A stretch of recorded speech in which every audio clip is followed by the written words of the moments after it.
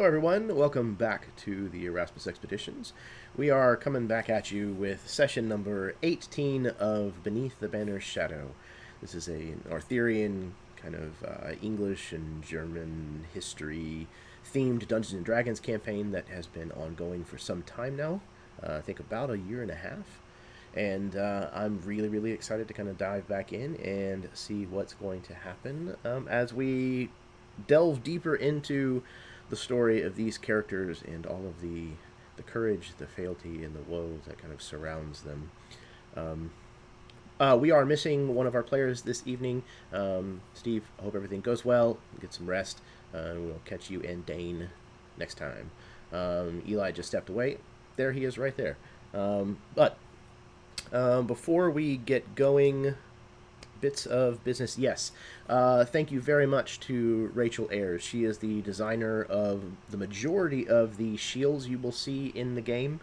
She was a wonderful artist and person to work with, and she did a phenomenal job. Thank you very much, Rachel, for all your hard work. If bad language and mature subject matter is something that bothers you, how did you end up here? No, seriously, this is a game for adults. We are all adults. I have it on good authority, and yeah, and go elsewhere if that's the kind of thing that gets under your skin. I think that just about covers everything from me, so I will pass it over to these players so that they can do their introductions, say hello, etc., etc. So let us. Sure, let us start with Tomato. No, Baron, you're at first. Hey everyone, I'm Baron. I have a YouTube channel. It's whatever. I play the character Masakator, the rough and tumble paladin who is knighted and rad, and you're very excited to be back after I seemingly had an illness in the last session. Seriously, definitely apologize for missing out last time, but IRL things unfortunately have to take precedence. But certainly happy to be back. Thank you. Yeah, dude, no big deal. It is a game after all. Real life has to take precedence. That's just the way it works. Sadly, at times, but it is the way it works. We're glad to have you back. So, all right, next up we have Karen. Hello, everyone. I'm Karen. I have the channel called Myth and Gears, where I do mostly Genesis games and have a campaign that's going to start off this Wednesday. So I'm pretty excited about that. Tonight, I'm going to be playing Ariana Shial, and I'm going to try to see what kind of trouble we can get into tonight, I think. If I may, I don't think we have to try. That's true. Trouble may have a nose for finding you guys. All right. Next up, we have Eli. Hello, everyone. Eli Kurtz here. Good to be back in the shoes of Sir John Lightenor, human fighter. You guys keep talking about like real life. What is this? Is there something going on out there that is important? I don't know. Anyway, it's good to be here. Hope everybody's safe and happy. And yeah, you can check out my links below. Indeed.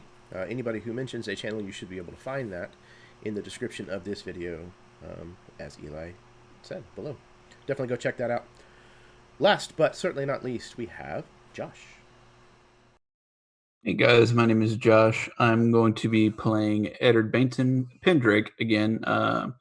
Probably just going to take it easy after all the events of last session and tonight. You guys are going to go seek some trouble. I'm probably just going to get some rest, but we'll see what transpires there. I don't have too much to shout out tabletop wise. Again, I have some music out on Spotify, Apple Music, all that kind of stuff. Just search Lovers X Elite. It is a tape called Passion Point. And again, I have another tape dropping on May the 1st, a little care package of sorts called Crystal Cove, which is basically like some beach-themed instrumental music, so you can kind of put your mind in that headspace since nobody can really go to the beach right now. Try to get the vibes coming. try to get everybody a little bit their spirits lifted. Other than that, though, not too much going on over here. Can't wait to play. Fantastic, man. That's exciting. Yeah, I'm glad to have everybody back. I'm glad that everybody seems to be doing well, or at least reasonably so. Everybody is hopefully healthy and safe and sane. Yeah, the only other thing that I can think to say is to wash your damn hands, please. And if you can stay home, then stay the fuck home. Quit going to parties like my neighbors. Don't understand it. Anyways, unless anybody has any other questions, I think we're ready to get started. So, let's work the movie magic here.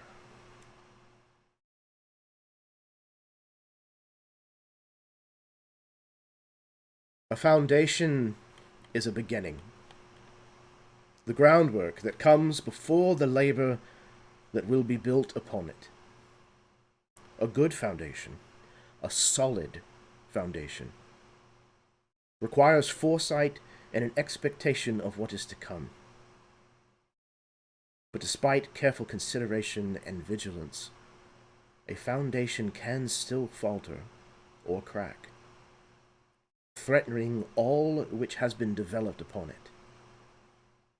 A good foundation, a solid foundation, might be repaired or even rebuilt through perseverance and a mind set on preserving the integrity of what has been established since. A poorly built foundation, however, hardly has need of anything as dramatic as a crack to come tumbling down.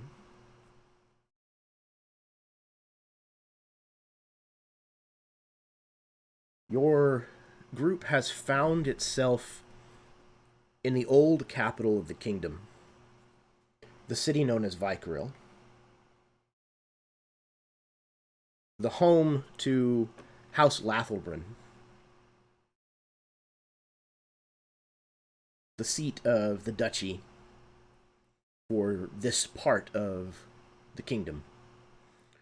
The duchy which both House, what was Fetterland,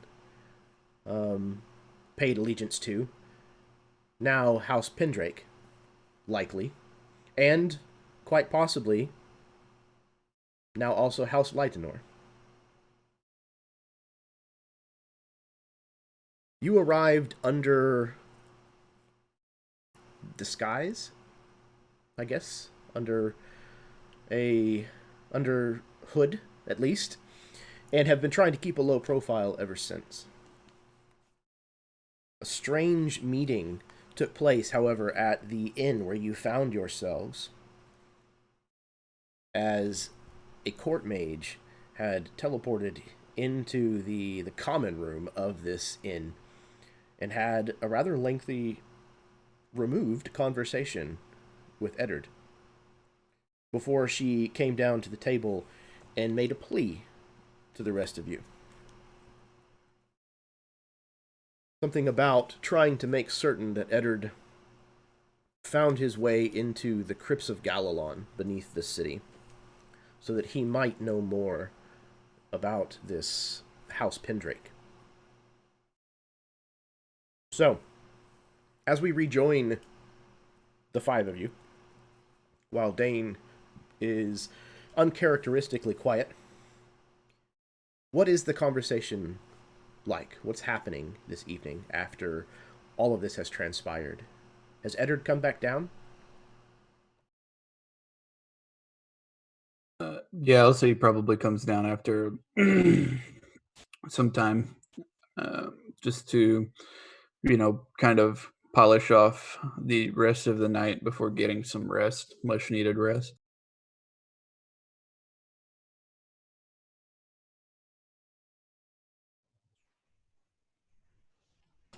Is anything else happening? I'm curious how Tord enters the scene, if he was here all along or what.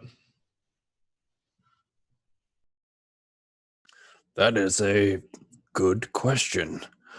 I was sleepy if I recall. A little groggy now. Perhaps foregoing ale in lieu of some tea, something with a little bit of caffeine to clear the fog.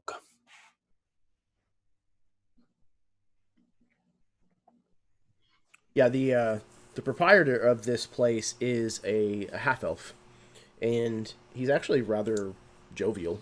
Not downright chipper, but just a friendly sort. And he's happy to try to accommodate whatever needs that you have. So he'll chase down some kind of whatever the equivalent of coffee would be at this time. I think I probably would have actually maybe picked him a little bit for like what he would use to keep himself up. Kind of looking for some cultural significant remedies, maybe some herbs he puts in a beverage or something of the sort, rather Yeah, than for sure. just like a callous "give me coffee." Yeah, there's probably some kind of local root or whatnot that is kind of steeped and brewed in a tea. He would That's what be I more would than have looked willing for. to track that down. Yeah.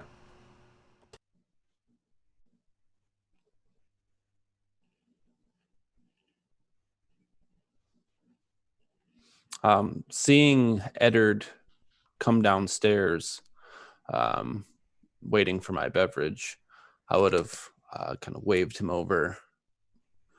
Eddard, please accompany me if you have the time.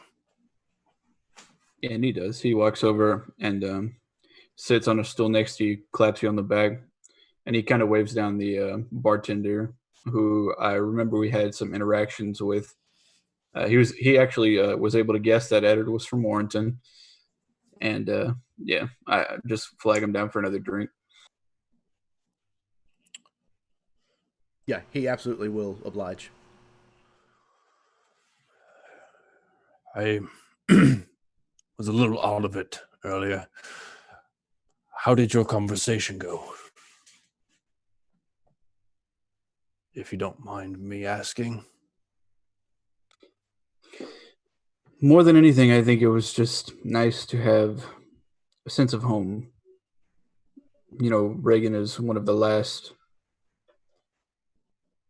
memories of Warrington for me, and she was able to put a part of my soul at ease, and I'm thankful for that. I hope perhaps in some sort of time schedule that we're working on that perhaps we could go to my home as well. I know I've mentioned it before, but I find myself yearning. Well, I don't think you should put it behind you, or it is absolutely a necessity that you get to do the things that you want to do in life. I agree, and I certainly hope you feel that I allow you and help you do those things for your own life. I just don't let me forget. Oh, Where you go, I follow. the feeling is the same. I know I've said it already, but I do thank you. You have been an excellent companion. Wouldn't ask for anyone different. Could say the same about you, but I don't think my words could ever add up to the deeds you've done for me. No, but I think, especially in times like these, expressing gratitude is important. It kind of sometimes, I think, gets brushed off as things that could be gone unsaid. And, well, I've seen my fair share of close calls and deathly encounters recently, and I don't have time to let those things go unsaid anymore. So thank you. You're right. I agree with you. And thank you. It's been a real pleasure. So, our next move here in Galalon.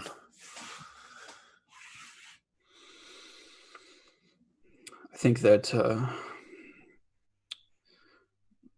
we're seeking an audience, at least for the sake of House Lightenor, and I suppose for the sake of House Pendrake as well.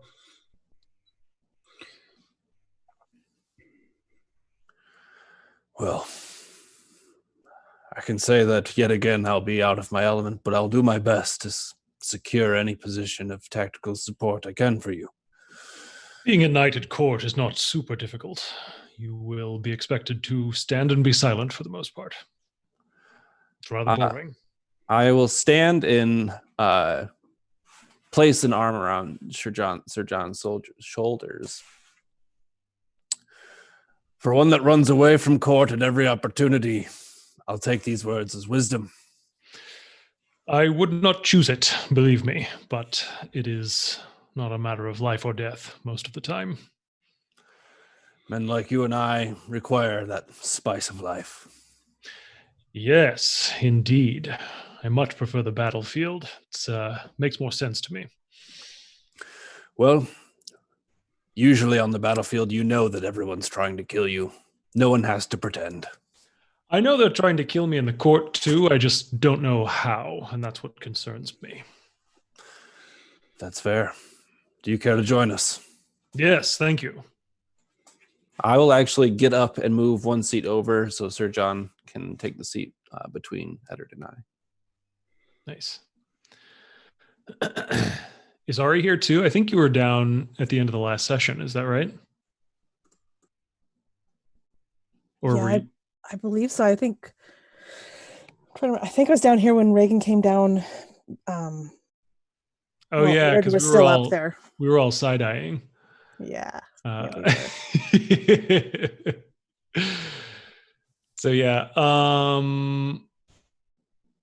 So yeah, I think then Sir John, once he sits down, kind of turns, regards Ari, and then turns to Eddard. All right, so what did you discuss with your court mage? I hate to say that it was uneventful for anybody who isn't me, really, but I was just telling Tord that it was more for the comfort of my soul than anything. Sir John steals a glance at Ari with a smirk only for her, and then comforts your soul, eh? I assure you it wasn't like that. Yes, of course. But did you discuss what's to be done here in terms of getting our enemies off our backs? Jeremy, was there anything? I'm so sorry. I'm blanking out. You're good. What's up? Was there anything that we discussed about, I know we had discussed the crypts a little bit, but other than that, was there any discussion about how we would go about getting an audience or anything like that? She had mentioned using the excuse, essentially, of the House needing to, excuse. Yeah, House Lightenor and Pendrake needing to talk to the Duke anyways, and if you're going to be pledging your fealty to the Duke, that very well could easily come with since I'm going to be serving your house, could we also tour the crypts of Galalon? It's definitely a kind of tourist attraction is not the right word, but it's definitely a well-known location of history and lore. Right. So I think what she said was that we could definitely get in with the Duke with the excuse of, an urgent matter from House Lightenor and House Pendrake, if the plan was to pledge fealty to the Lathoburn House.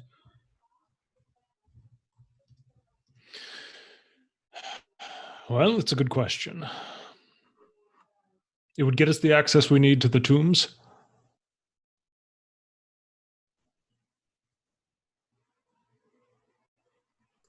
But I don't want that to be the only reason. That certainly is a bit selfish. Another reason why I do not prefer to spend time in the courts is because it's all very selfish. I guess that's what sets me apart from these folks. It is quite a relief, trust me. But if I must swear allegiance to House Lathelbrin to give us the access we need, then I suppose it's something that can be arranged. I think my Lord Father will accept such a move. I think it's important to think about why we traveled here in the first place.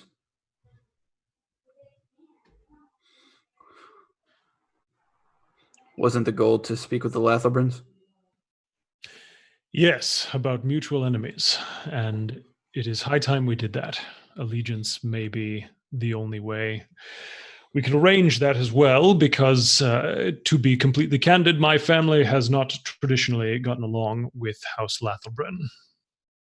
We swear allegiance, or we have been there. Oh crap, what's it called? Mellowing? The other house? No, like fealty is what I'm trying to say. We have sworn fealty to them in the past, but it is not the easiest relationship if half of what I'm told is true. I think you know that none of these relationships are particularly easy. And at this time, I think that any allies at all may be better than no allies. Yes, and House Lathelbrin would be a powerful ally if we could bend them to our purposes. The only real pitfall is that we swear allegiance to them, and they are so high above us that we are at their mercy, in which case it might be some time before we are given the freedom to pursue our goals.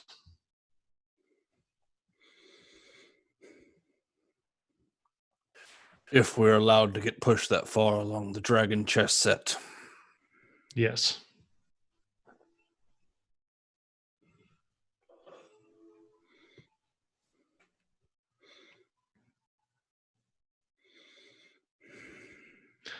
Ari, you are an outsider here. Do you have perhaps some lateral thinking we wouldn't expect?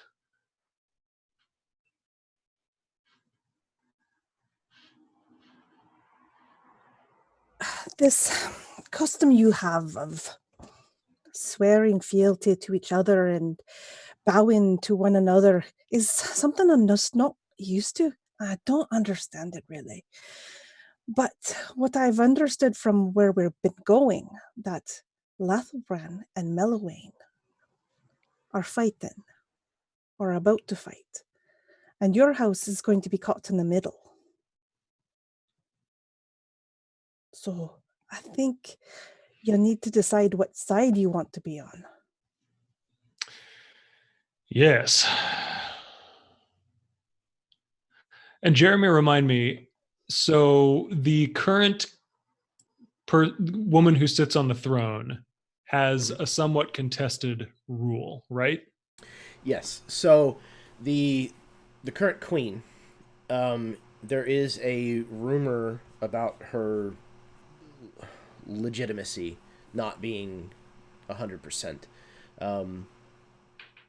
There's probably a variety of versions of the rumor, but the most prominent one is that she apparently spent time in a place called Baldock Prison, which is like a magical maximum security kind of prison, if you will, and that she may or may not have been an assassin at one point.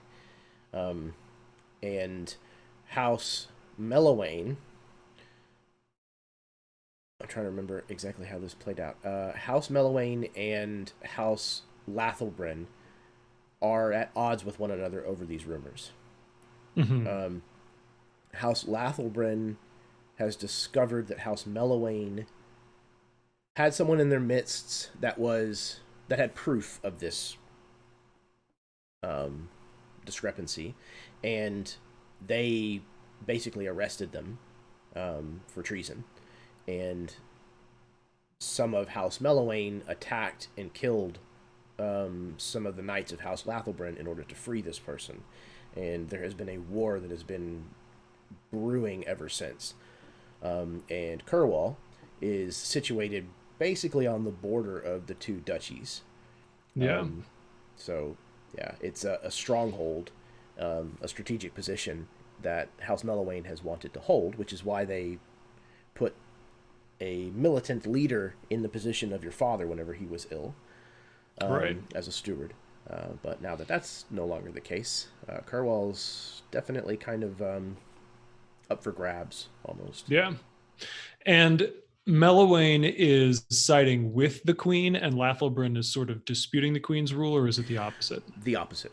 Yeah. Okay. Melowain is looking to basically make a power move out of dethroning the queen. Yeah. And Lathelbryn has very strong ties to the current ruling house. So. Okay. So then, back in character, Sir Well, John. actually, go ahead. I have one question in regards to the queen. Mm-hmm. Was she put into position of power recently enough that we are aware of how she kind of confirmed her legitimacy, or was it just kind of? Well, her father thing was that- king before her, so Okay. she inherited the title.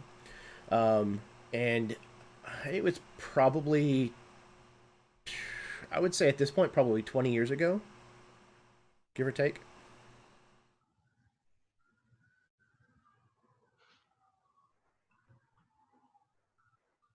Yeah. Okay.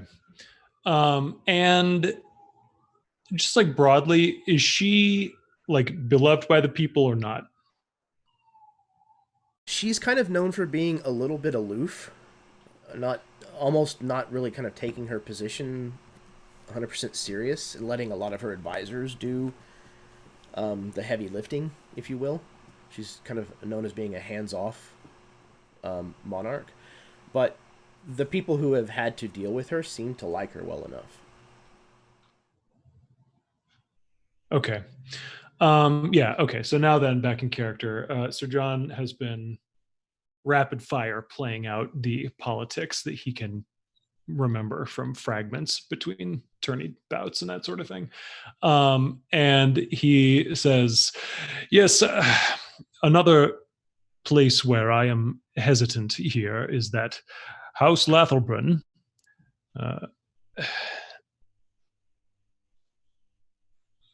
I'm sorry, House Lathelbryn supports the queen, right? Okay, yeah. Okay. House Lathelbryn supports the queen. House Melowain opposes the queen. We are a battleground between them, and unfortunately, the only thing we've done recently that I imagine the queen is pleased with is opposing House Melowain in my own home. Everything else we've done, and he kind of hunches down and starts, murmuring in this tavern, smells of rebellion, sedition, revolt. We're merely cleaning the cobwebs. I do have a question for you, Sir John. Do you agree with Melowain's position, or are we merely taking this side because of choices we've made in the past? I disagree with who Melowain put in charge of my household, clearly. And so it is hard to agree with Melowain about anything. But the details of these situations are largely beyond my interest or expertise. Very well.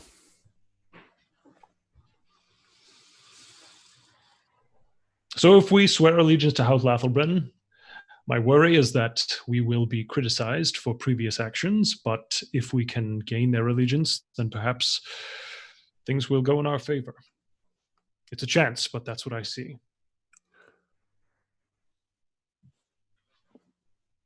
I suppose I'll trust your judgment. I'm not afraid of some criticism.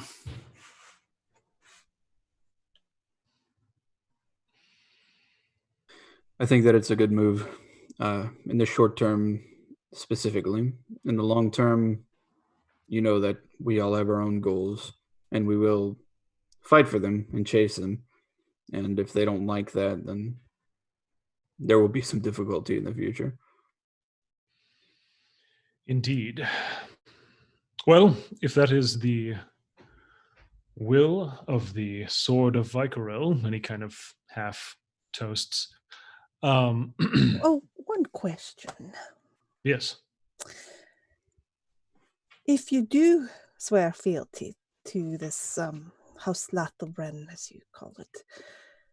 And they stand in our way for what we are supposed to do, or we think we're supposed to do. Will it stop us? Because that is something we need to think about. Or I should say, will it stop you? What's the whole might of the kingdom against the sword of Vykaril? Wasn't that what we were already dealing with? Perhaps now they'll just have a name and a face. It is perhaps true that we are merely kicking a can down a road. There are cans in this world. Probably. We've progressed far enough into Manufacturing, totally a thing. Anyway, it may be that we are merely sending a problem off to the next horizon, not getting rid of it entirely. But if there is one thing that I do understand about courtly life, it is that, much like a battlefield, it is always changing. And an allegiance sworn one day does not guarantee allegiance given the next.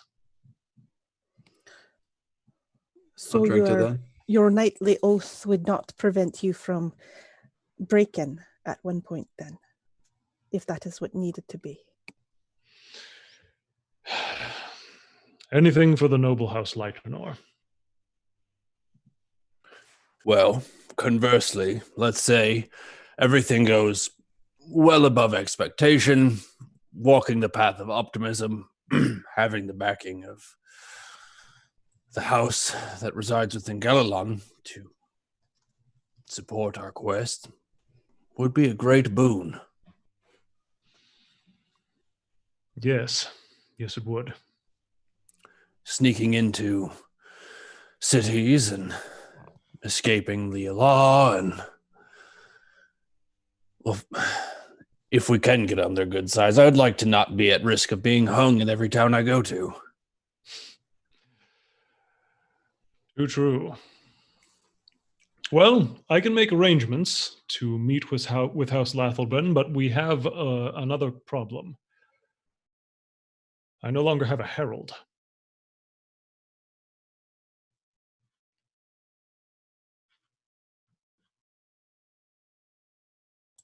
Is that a problem?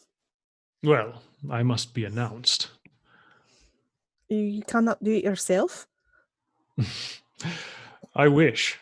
But again, a facet of courtly life that is as inexplicable as it is necessary. I'll never understand this stuff. Well, if you don't understand it, do you volunteer? You have a good John voice. cocks his head. Good speaking voice.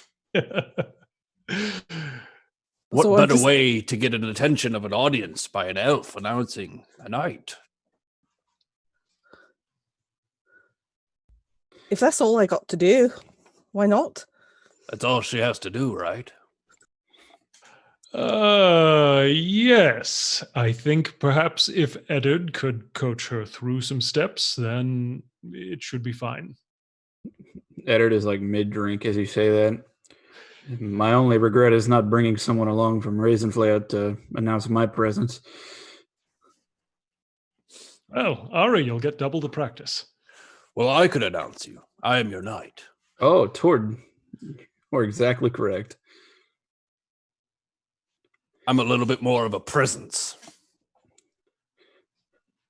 A person's person. A man of the people. Absolutely. Think of it. An orc and an elf heralding a court. It's the stuff of legends. The stuff of the sword of Vykaril itself. Truly, I'm not sure it's been done before. Perhaps we will be the first, and we will be legend. I see no flaws in this plan.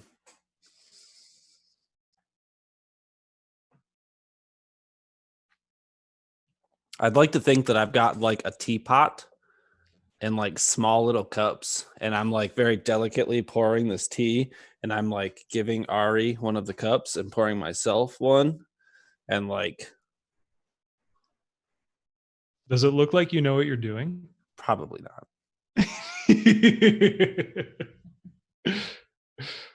There's eagle parts spilled as there is that goes in the tea. Well, on a performance check, I got a 3, so you figure it out.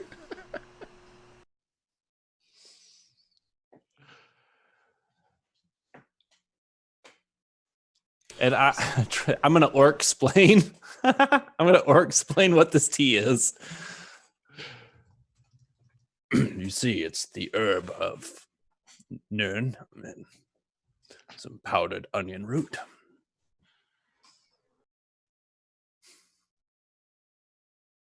Sounds delightful. Onion tea. Mm-mm. You really feel it in the back of the nose. You'll love it, Ari. I know you will. I think she takes a sip at that and tries, probably unsuccessfully, to hide the grimace of the drink as she swallows the first sip. I like how it just sits on the palate. Very tasty. Mm-hmm. Good recipe. And I think she puts it down and Well, you've hardly touched it. Drink. Drink up. I'm just not thirsty right now, thank you. So are we settled here? Yeah, it's just getting pretty late. I'd like to get some rest. Yes, I think we can begin to make the arrangements as early as tomorrow. Before we all part for the night, and you each have a room, by the way. I've already purchased a room for everyone.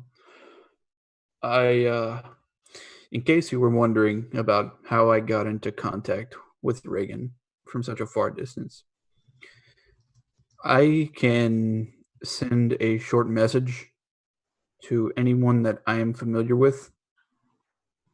Distance is not a factor.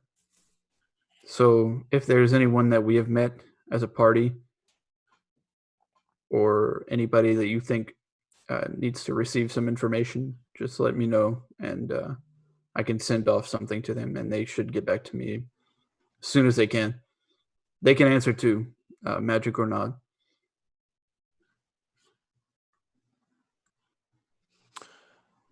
Jeremy, I actually have a question in regards to leaving Raisinflot. Yes. We had access to resources there. Would it have been possible for me to acquire some better armor? So armor in your size would have had to have been made, or at least adjusted from another suit. So it would take a bit of time to do. That's fine. You could have was had just somebody curious. start. But yeah, just off the shelf, probably Okay. not. Then I definitely would have liked to put in like a request for such a thing. In Raisinfleet? Yes. Okay. Yeah, somebody would have started doing so. And then just whatever the cost out of the book is, Okay. since you're a knight of that actual town, just do it at like 75% the cost. Then as we're kind of winding down here, I would have approached Eddard to kind of send a message to my smith checking that, just so this pertains to what we're talking about right now. That's it. Okay. I actually have a question for the four of you. Where is Imbryce Federlin, the previous Baron of Raisinfleet? What are you currently doing with him during all of this? Well, he's in my room right now. Bound and gagged. Don't ask.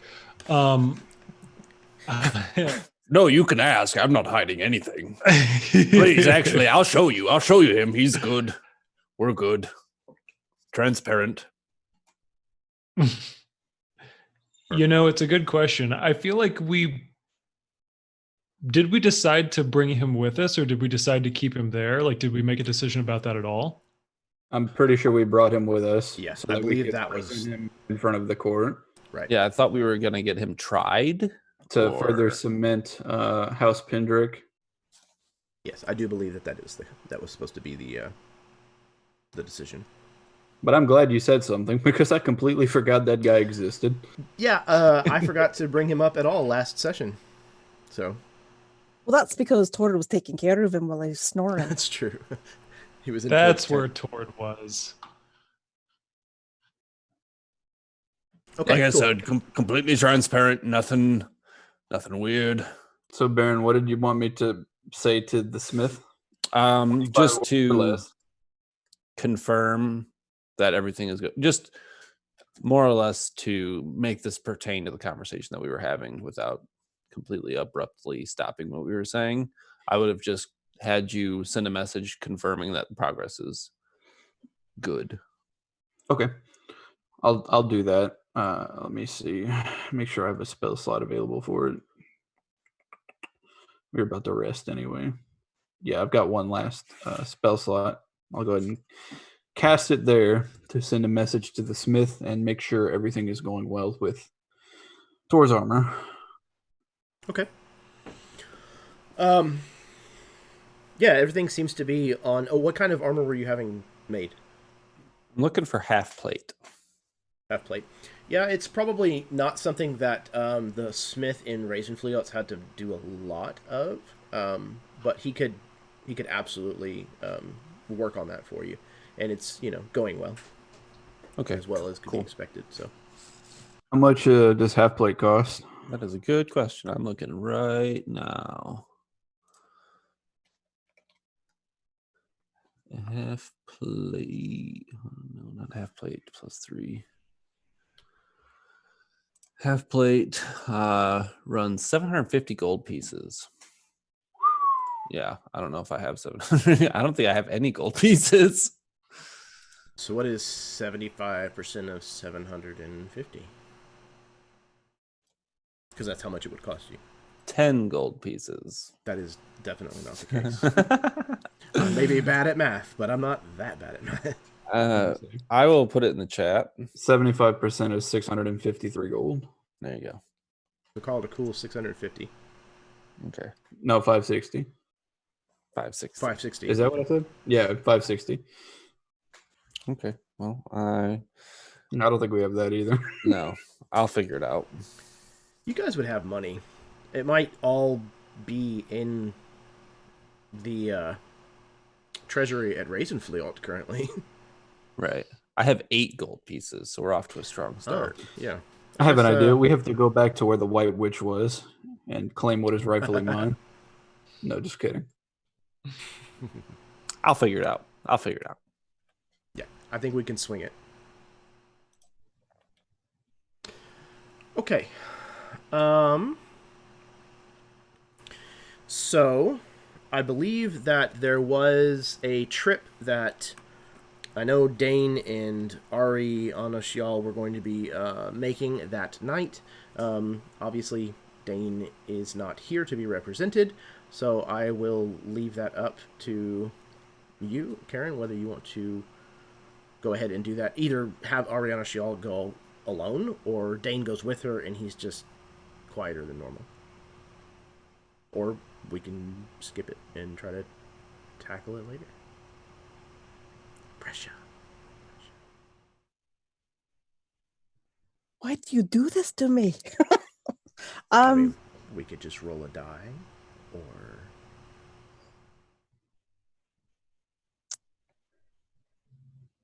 I had planned on going ahead. Okay. Yeah, I think in that, once everybody starts dispersing and going back to the rooms, Ari would approach Tord.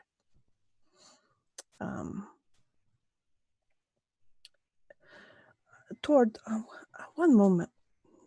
Can I talk to you for a second, please? Of course.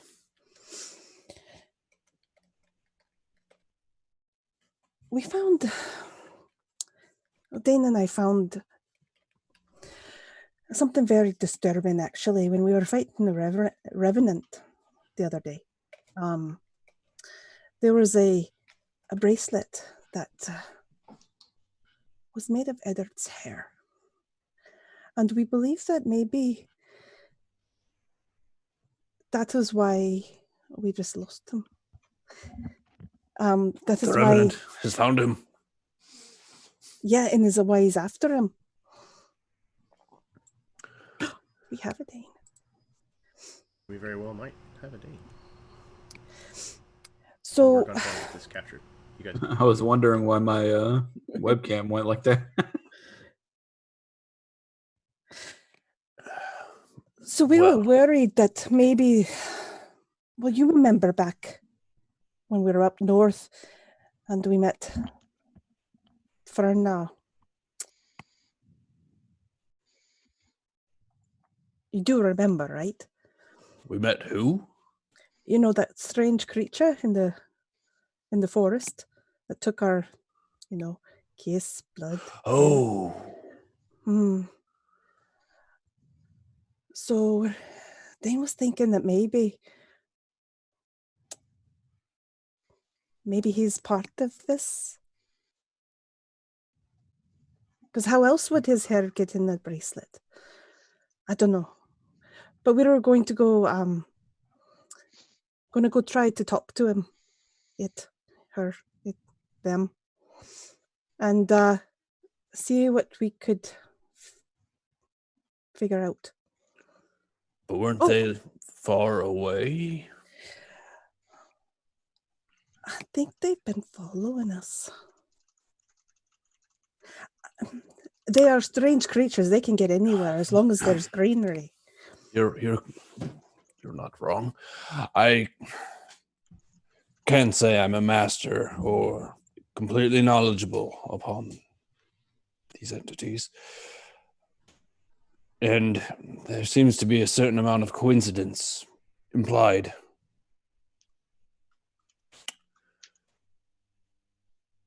It's something to look into, I would say.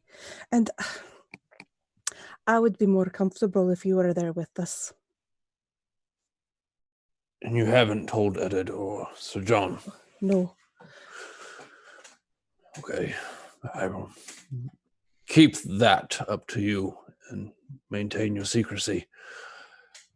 If you think and would like me to accompany you, I will oblige you. And I think maybe at this moment, maybe Dane is passing through the room again, like the common room. And Ari would call to him, Dane, come here.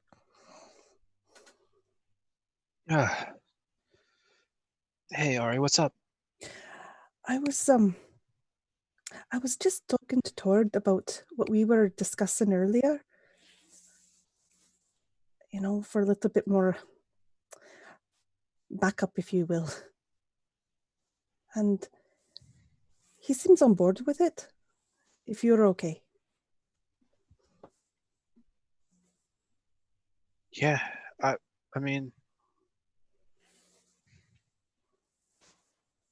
I might just be wrong, Aye, but you could be right. And I know all of us care deeply for Eddard, so whatever it is, we need to decide. Not decide. We need to get to the bottom of it. Well, I mean, of course I wouldn't say Tord can't go. I mean, it's just that, we are going to be dealing with that individual again, so are you okay with that, Tord? I'll do anything for the two of you. I by no means accept a role of leadership, and I am merely at your aid.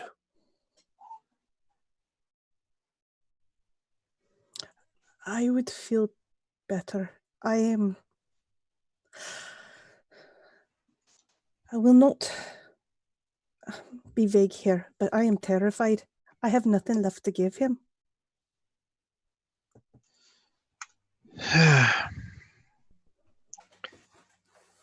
Well, I'm sure between the three of us, if we have to give him something, we can come up with something.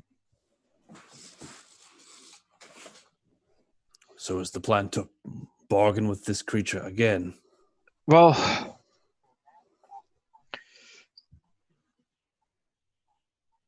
I don't necessarily want to bargain with him again. I just want to know how responsible he is for this, or how much of a part he's playing in this. If at all. Well, in the event that this goes afoul, what do we plan to do?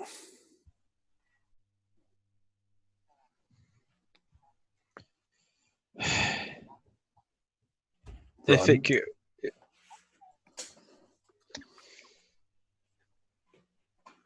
if it goes afoul, we'll have to do what we have to do. Very well. If you're meaning if it goes so poorly that we don't come back, I can leave a note that could be found in the morning. I assure you, the determination I have to upkeep the oath that I have taken will not stop me from doing what I need to return. And that is why I would like you to come with us.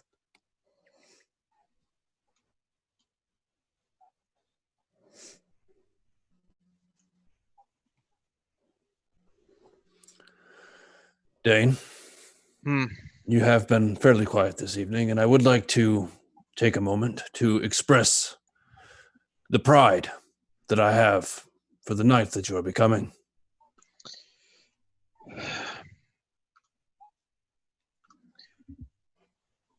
I appreciate that. I'm not sure it's the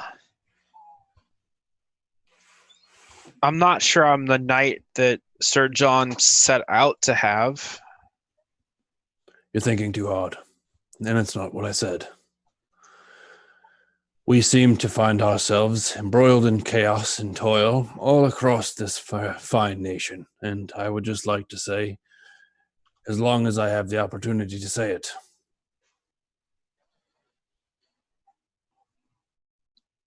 That means a lot to me. Probably more than you know. I mean every word.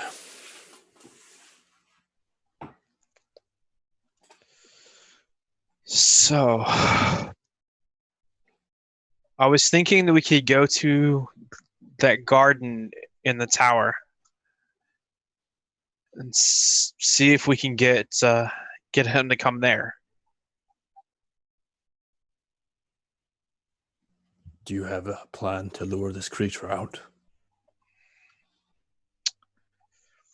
When we were out by the White Witch, he, in not so many words, kind of insinuated he was watching us and would be watching us. So I don't think getting his attention will be too hard. Just whether or not he's going to choose to come here to talk to us, you know?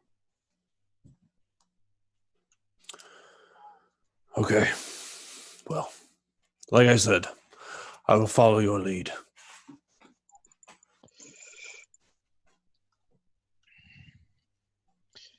So I guess we can go tonight. Let's go. I'm well rested. I had plenty of sleep.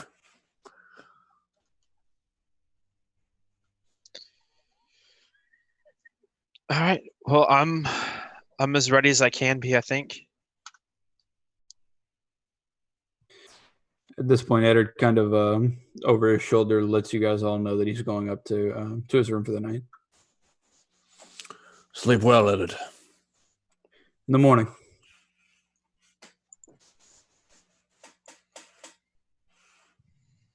Okay. So we cut to a short time later, elsewhere in the city, as Ariana Shial, Dane, and Tord are approaching this park, if you will, this garden that has been grown and cultivated in this guard tower. The garden of the guard tower is actually what the locals call it. It is situated in a decommissioned guard tower on one of the older walls of the city. Ever since the city expanded past this point, the guard tower became less necessary, and it has been now turned into a rather lush garden, through which, or because of which, rather, or which because of, I don't know what the hell I'm saying. Anyways, because of a specific group of dedicated druid cleric type individuals who are here most times of the day, even apparently here at night. Though they seem to be very a minimal presence. They don't seem to want to intrude on anyone coming and spending time here. They just kind of go about their business off in the far corners.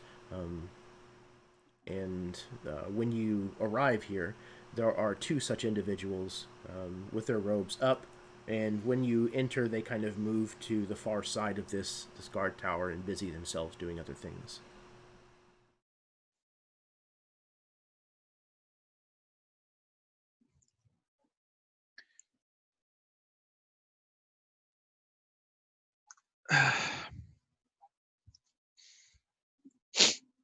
Well, kind of lean over towards Ari. I don't think they're really going to listen to me. I'm not sure they'll listen to me, but I can try. I don't think they'll like listening to me, but I'm sure they will. Right. But we all go together.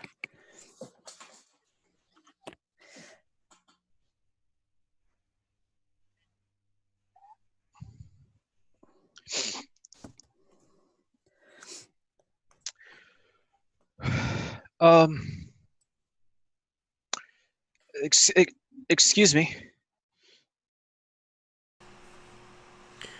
One of the robed individuals turns towards you. You can see it's a woman who is very fine-featured and has like the phases of the moon tattooed across her forehead. She's got these kind of very long, flowing blonde hair. She turns when you address her. Yes, may I help you? The garden. Is there any restriction on who may visit it? Oh, no, of course not. It is here for the enjoyment of everyone. It's one of the finest places in the city. Is it not? It is.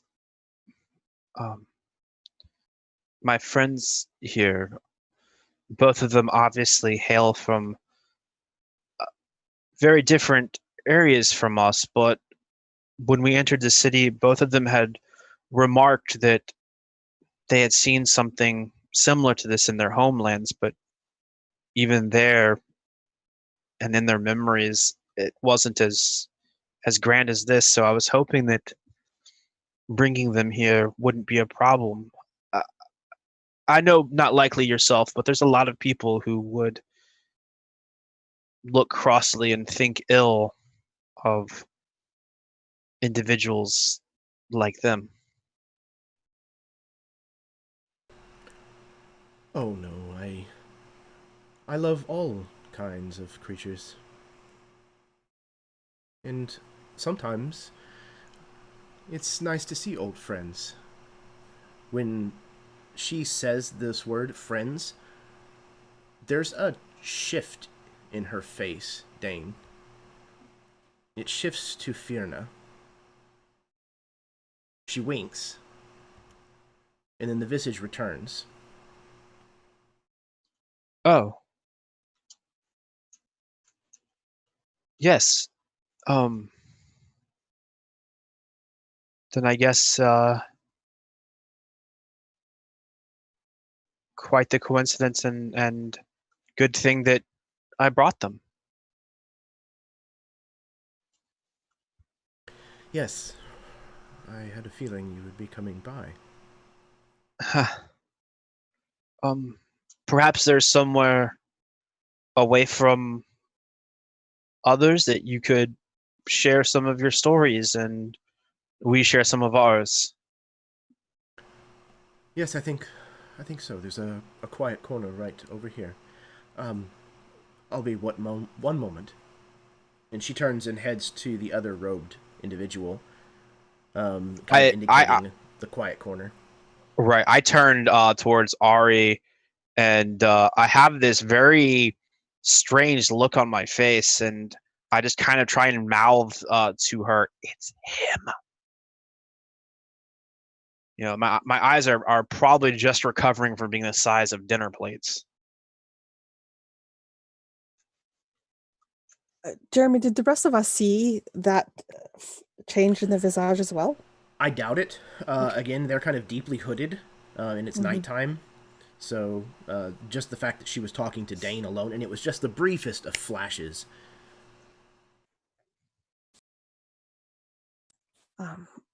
Ari would kind of look at you inquisitively and like mouths back the word him. I gently reach up towards my ears or my right ear, and I sort of tug it into a point for a moment. And I think you see Ari start to shake a little bit and go paler than she normally is.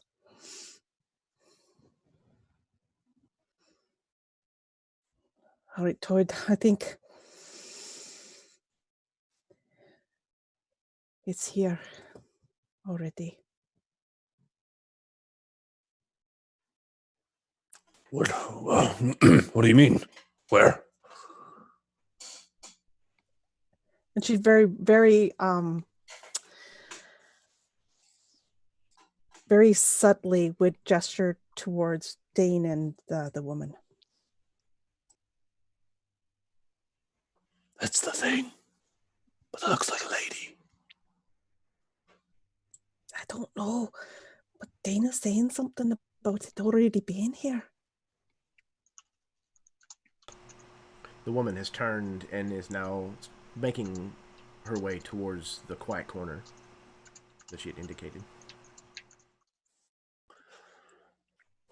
I give a look towards Ari and Tord, and then I start walking towards that corner also.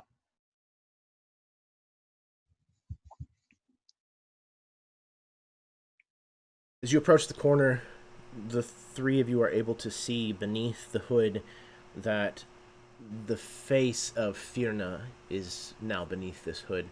These unmistakable kind of dark tattooed lines on the face. Not the same bright phases of the moon, but something older, something more mysterious, less understood in their meaning.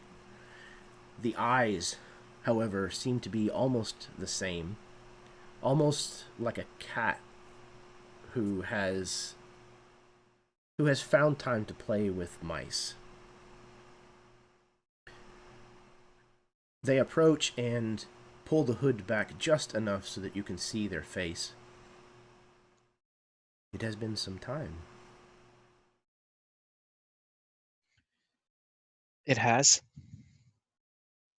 And yet you summon me all but by name.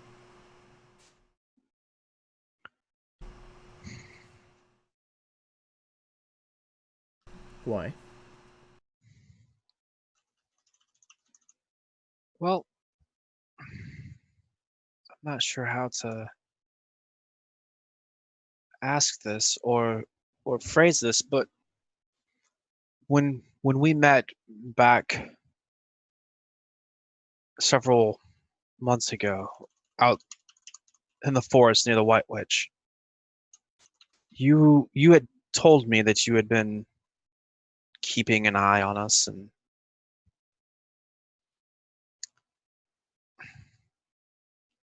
Yes, you are an interesting group of people. For people, that is. I didn't know how close of an eye you might still be keeping on us. Some Is that jealousy? very no. Oh, too bad. Some very strange things happened the last few days. Simply in the last few days. Well, you have to understand that much as your perception of time and beauty is altered by your experiences, our definition of strange has likewise been altered. I would say so. Strange events seem drawn to you. Or we to them. Perhaps. But Eddard has recently found out a lot about his past, shall we say. Oh, yes, that. And some of his past has apparently come to find out about Eddard. It was most interesting to learn that he has such deep roots. The thing, the person, the monster that came after him, and I mean this with all the respect possible, was that your doing? What sort of creature? He seems, they seem very caught off guard. Very curious, all of a sudden. I saw no creature. The knight, the creature, the man on the undead horse. The thing that tried to kill him. That thing. Ari couldn't hold in any longer. But she's kind of leaning around toward. She's kind of behind him. Not trying to get too close. They seem a little shocked until you mention the horse. And then they say, you see, I cannot perceive undead the same way that I can perceive your kind. Unless I was watching directly, I was unaware that you were attacked. That's unfortunate. He is alive? Eddard? Yes. The creature? No. Eddard is who I was referring to. It all makes sense now, yes. In what manner? You see, I was not aware of the roots of some of you being so special, so deeply woven. I am not the only Fae with interest in the way things will happen. There are some, many, who would be very happy to not see humankind recover in this area. I was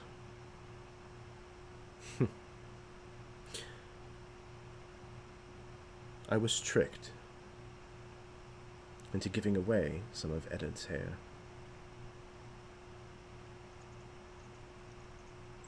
You tricked. I know this is kind of a long shot, but can I roll an insight to see if I believe this figure? Sure, absolutely. That's exactly where I was heading to. Yeah, and Ari, they shoot you daggers with their eyes. 11. Actually, hold on. That's without bonus. Yeah. 11. Them daggers completely cowed Ari. She got an 8 on the inside check. Okay. As far as both of you can tell, there's nothing amiss here. They seem to be speaking with unabashed truth. But how is that possible? You tricked. As I said, there are many of my kind. It typically takes someone of my kind in order to be able to pull off such a ruse. But it is possible. All right. Well, who tricked you? I'm not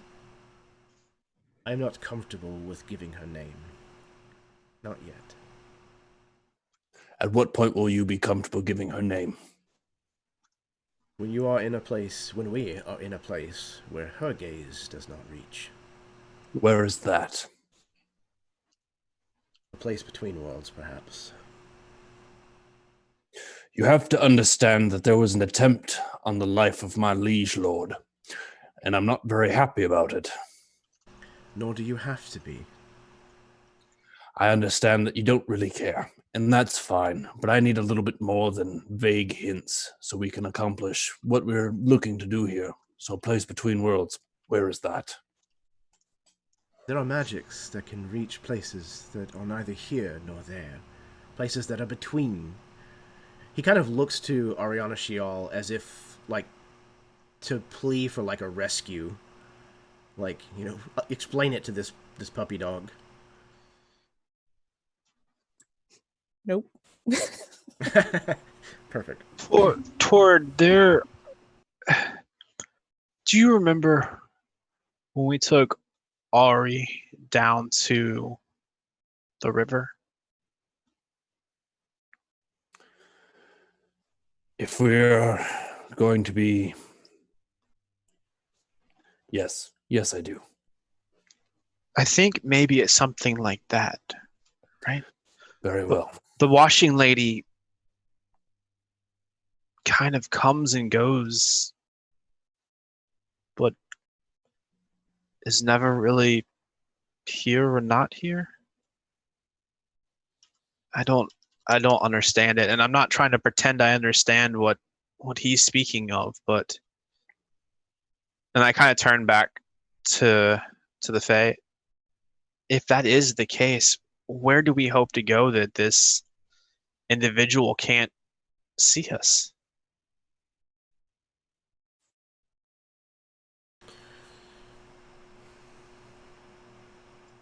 You are merely, how do I put this gently? You are merely one of many distractions, I am certain. Otherwise, you would be dead already. Well, I guess that's a good thing. I would imagine, if you continue on the pace and path that you have so far, that you will draw further attention. I would be careful.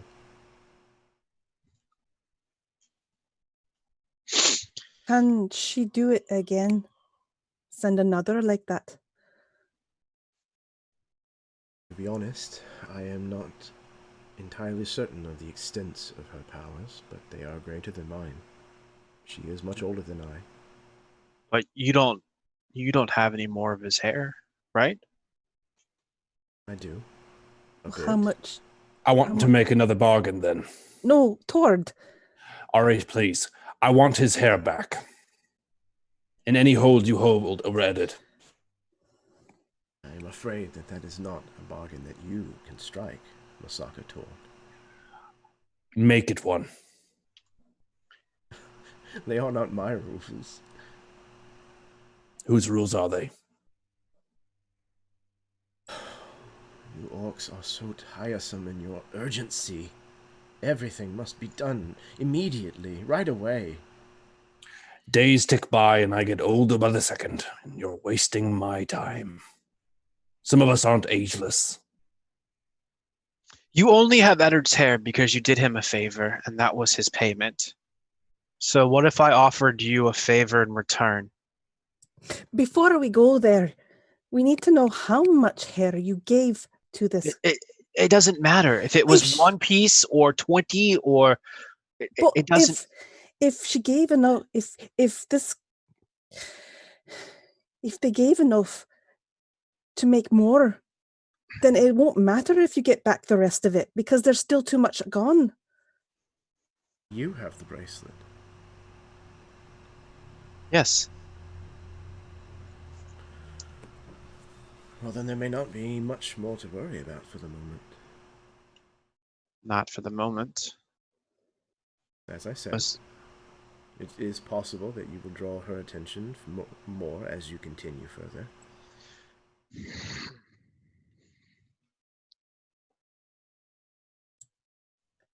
How much did you give her of his hair? I would say enough to possibly weave a bracelet. 2? No, not 2. I was thankfully smart enough to hold on to some of it at least.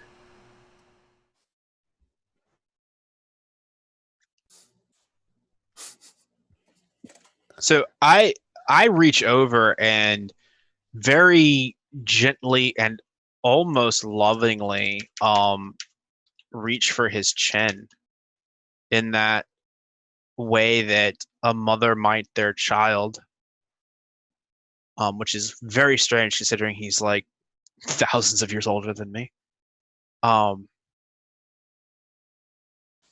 Did you give her anything else that I need to be worried about?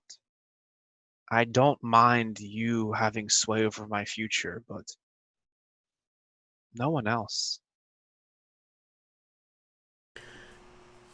They don't seem the least bit troubled by the way that you have reached out and touched their face. In fact, they almost kind of lean into your touch and turn and look at you and say, I have given them nothing else.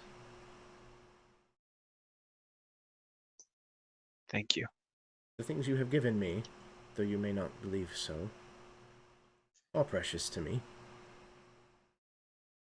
As I said, it took someone far older and far more powerful than I to trick me into giving what I gave. It will not happen again.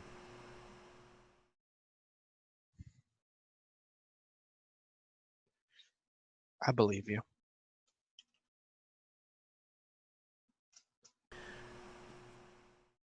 I brought something for you. Kierna turns and looks at you, Ari. They then turn towards the other robed figure and say, Come. The other robed figure turns and approaches. As they do so, they remove the hood that they are wearing. And you can see a familiar face. Giravana. She looks at you, Ari, with kind of tears welled up in her eyes. And in Elvish, she says, Arianishial. I'm so happy to see you. And she crosses closer to you, like she wants to come in closer, but she's not entirely certain if she can or if that's appropriate. She kind of hesitates.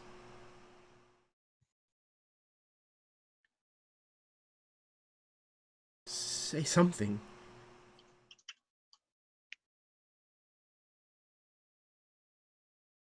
I look to Ari, like kind of flabbergasted by this also, and wondering why she's not speaking. Working on I it. think Ari looks to how was it Fairna? Fearnay? Mm-hmm. Fairnay, and then to this this woman, then to Dane and Tord, and he's like, you can see that she's very confused herself about what is happening in front of her. I am headed to my notes so I can get that information for you. Hold on.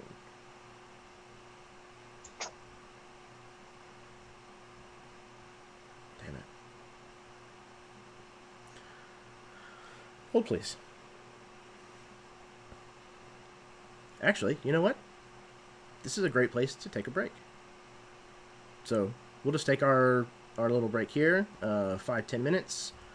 Go to the bathroom, smoke them if you got them, kiss your spouse, etc., etc. And we will get back into the second part of what we have planned for this evening after the break. All right, we will be right back.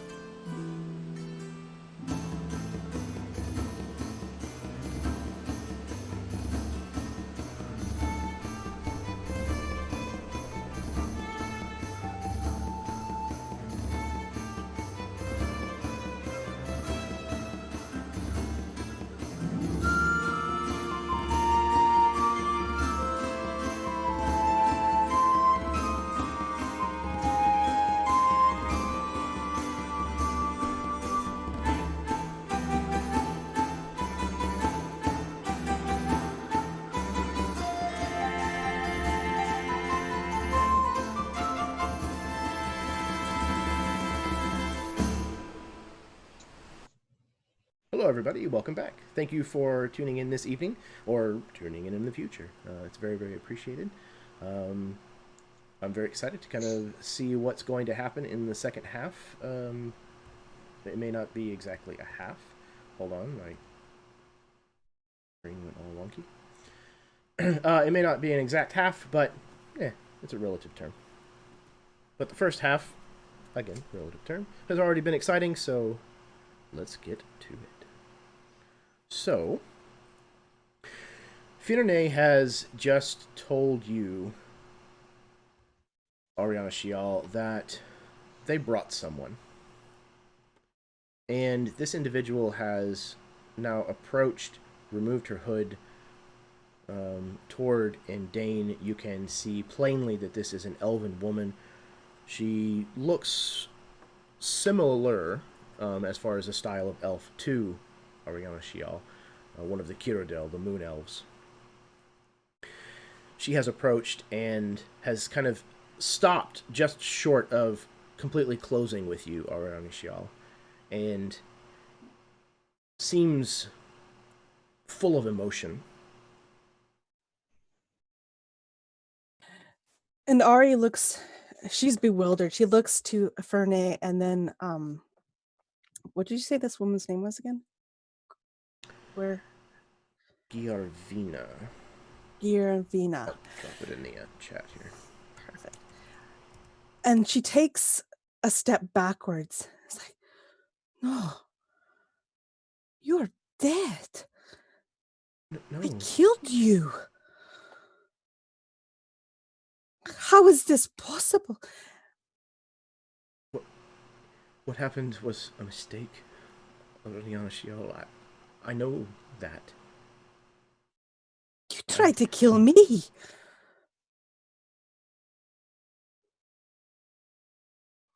Things have changed since then. The Sisterhood has asked me,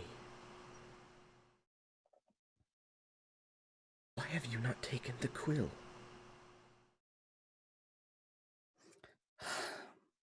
He doesn't know what it's about. It's not. He's safe where it is. And I'm watching it. They're concerned. They sent me to check with you to find out whether your allegiances were still solid. Aye. That you can be assured of. Always. Ariana Shial. And she kind of like reaches out for you. I think Almost. Ari kind of moves away a little bit, flinches back when she does.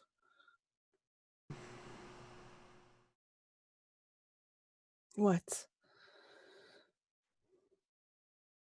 You know that we live too long to hold on to grudges. Don't let this eat away at you. How are you not dead? You had put poison on that blade that you were going to thrust into me. And by a twist of fate, it was thrust into you. So how are you here standing in front of me? I was found by the Sisterhood. They raised me up to train and learn the secrets the way you have. The way that all of us have. And now I'm to trust you. No, I suppose not. I had hoped that in coming here that maybe we could, I don't know.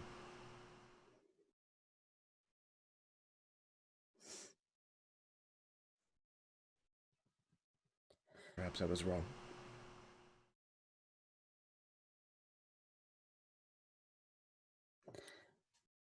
think at that, Ari's just kind of staring at her.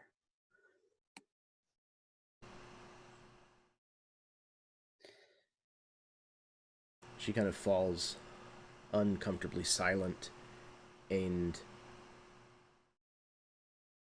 then she just says, I see. Well, maybe I'll see you again sometime, Oriana Shiel.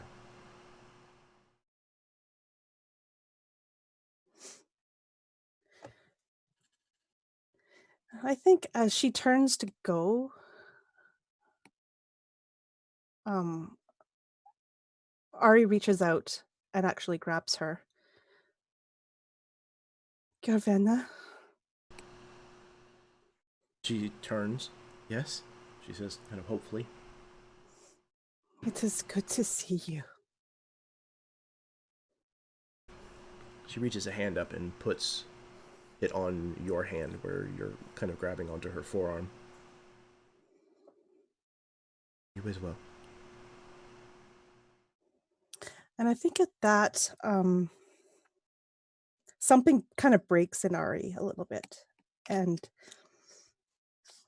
she just steps up close. And she touches foreheads too. Garvena.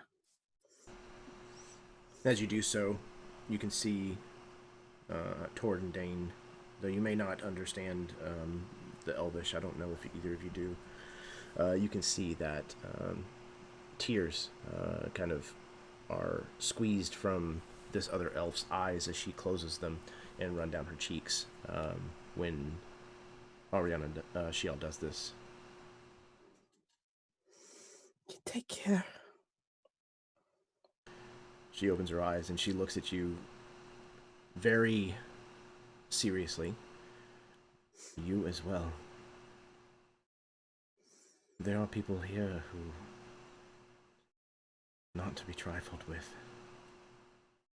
They are dangerous, Oriana Shiel. Some of them are watching you and your friends. Firne says, that's enough.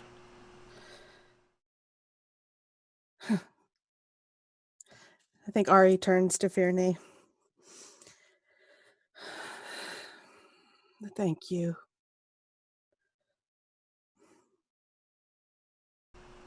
Of course. A show of good faith, I believe is what it's called.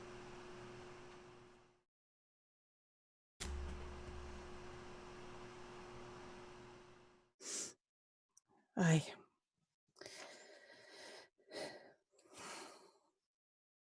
Is there anything else that you require of me?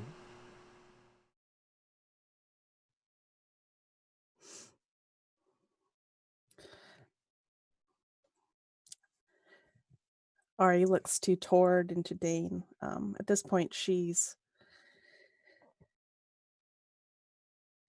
can see she's not really, what's the word I'm looking for? She's very emotional at this point, so she kind of turns to go.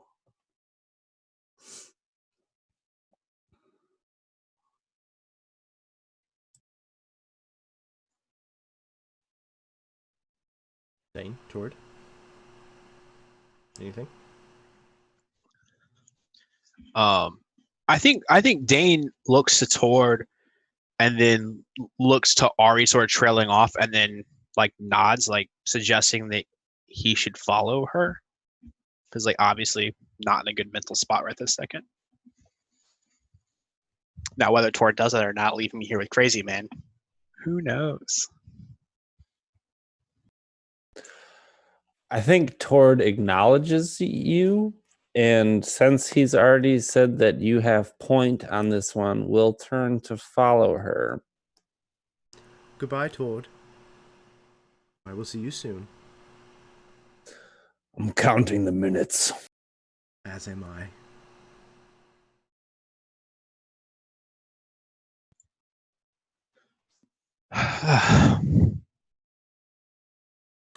Yet you remain. There must be something you wish to discuss, Dane. I'm curious. You didn't have to come here, but you chose to. As I said, you all but summoned me with name. If it were that easy, there must be another reason. Curiosity, perhaps, was the reason.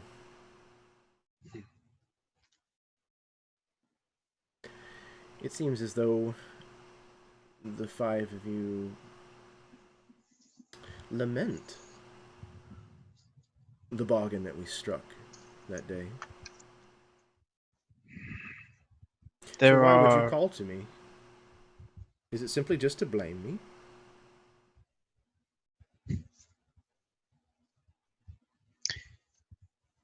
There are many things that I have done since this whole journey began.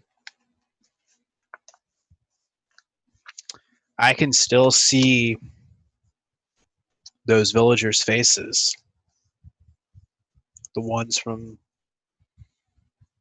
the very first day.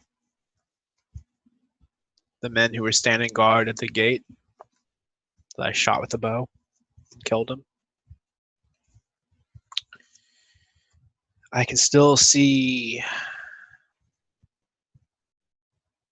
the lady's face when we rescued her in the woods and she turned on us.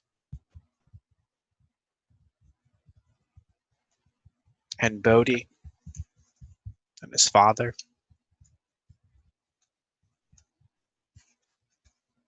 The look of love and disappointment on Sir John's father's face when he had to strike down the other night.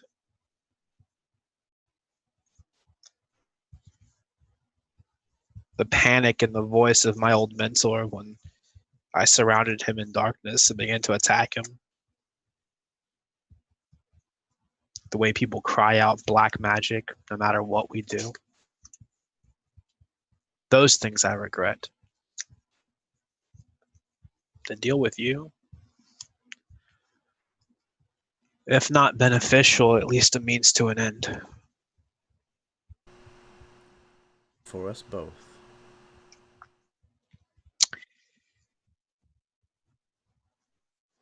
But you still didn't have to come. You chose to. Indeed.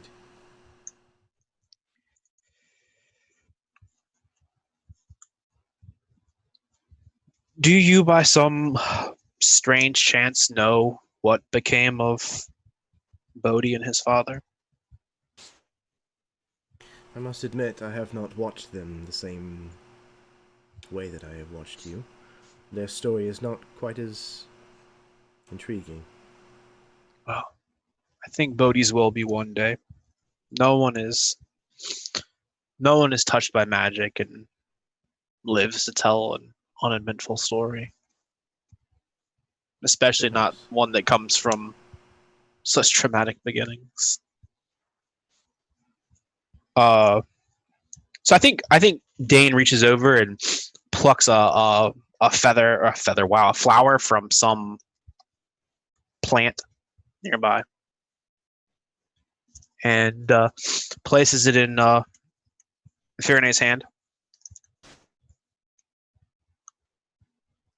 Not because I have to, but because I want to.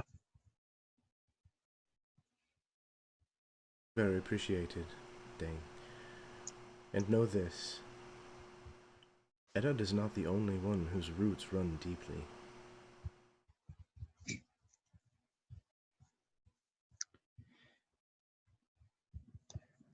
That's what I'm worried about. Rest well. They pick the flower out of their hand and kind of pull it to their nose to sniff as they round on the ball of their foot and begin to walk away.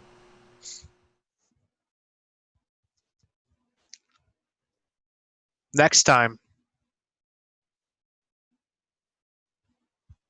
maybe you don't give a prized possession to someone just because she's cute.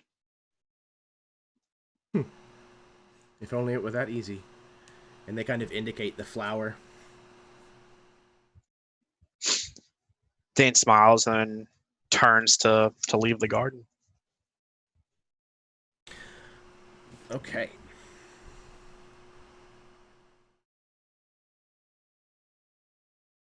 So, back at the inn, after Eddard had gone to bed, what did Sir John get up to? I think I had a meeting with my quartermaster and the messenger. So that's Michael and Constance. And I spoke to Michael about going to House Lathelbran's castle or wherever it is they live and arranging a meeting in a few days' time. And then with Constance, I arranged some preparations for the coming days. And then I think I just would have gone to sleep afterward. Okay. I imagine these meetings might be kind of wrapping up to a close. I don't imagine that they were very lengthy discussions. No. But they're kind of wrapping up to a close. Most of the rest of the inn has already bedded down for the evening.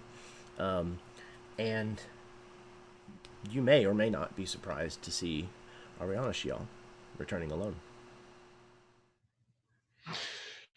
Ori, you've come back earlier than the others. Is everything all right?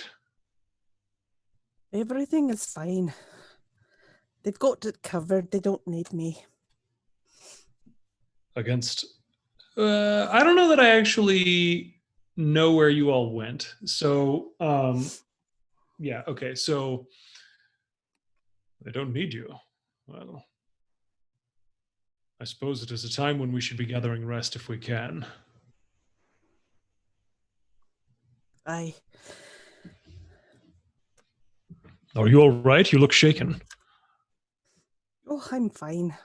I'm just a bit tired, so I think I'm going to go to my room, if you don't mind. Not at all, please. You have a good night. And you as well. Oh, Ari, actually, may I speak to you about something quickly? Yeah, sure. I have a plan, and it involves you. Me? Yes, I'll tell you as we go, and then I think as we walk up the stairs, we can switch to something else.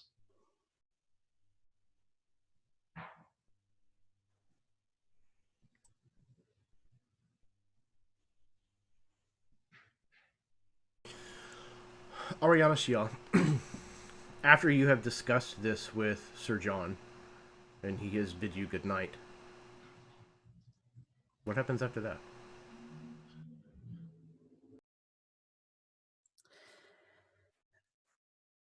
She waits for Sir John to go into his room. And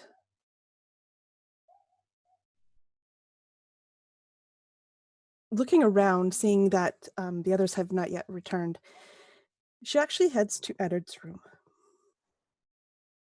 And kind of just listens at the door. And then hearing nothing, just enters.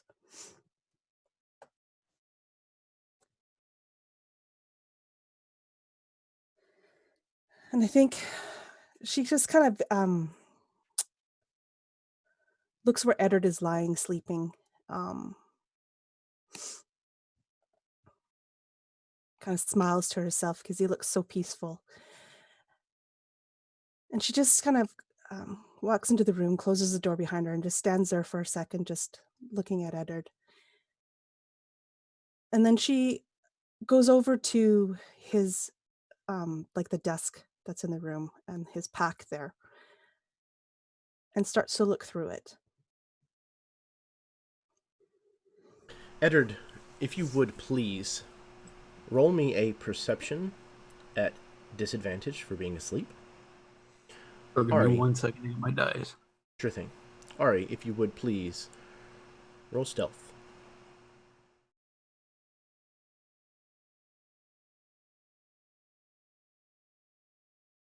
Dice. Who needs dice? Not in this game. Okay, I've gotten Ari's roll. Privately.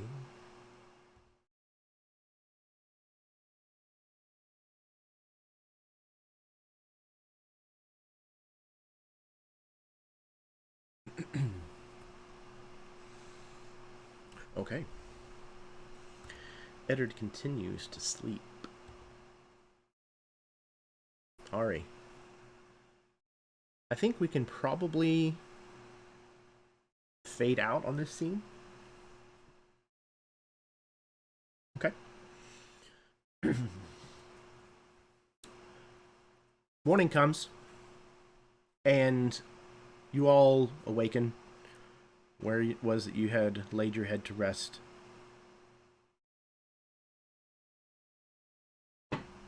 So what is happening in the morning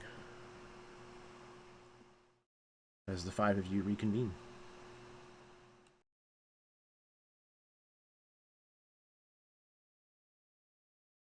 So I think Dane's probably up early. Maybe for like the first time in a little bit, like Sir Don wakens to do his morning routine, but finds that like all of his stuff's already laid out for him. And then Dane is going to be down in the common room area, waiting for specifically for Eddard to come down for breakfast, but for the group as a whole as well. Eddard comes down pretty early. And are you at a table? Yeah, I think I'm sitting there at a table with some like oatmeal type thing and some links of meat that I'm just sort of rolling around on a plate with a fork.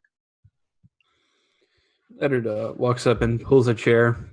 When he sits down, oh, good morning, Dane. He looks probably more well rested than you've seen him in the past like couple of weeks.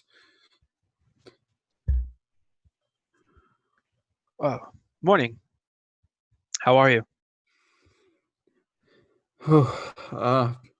You'd asked me that yesterday. Wouldn't know what answer to give you, but today I'm fine. Thank you. How are you?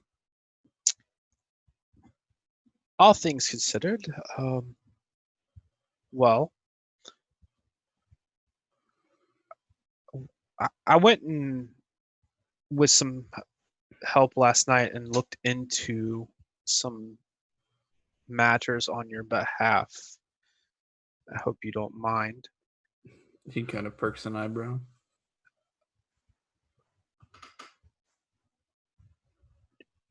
Do you remember Firne, the Fae from the woods? Of course. How could I forget? Well, I had a pretty enlightening conversation with him last night. Really, you ran into Firne?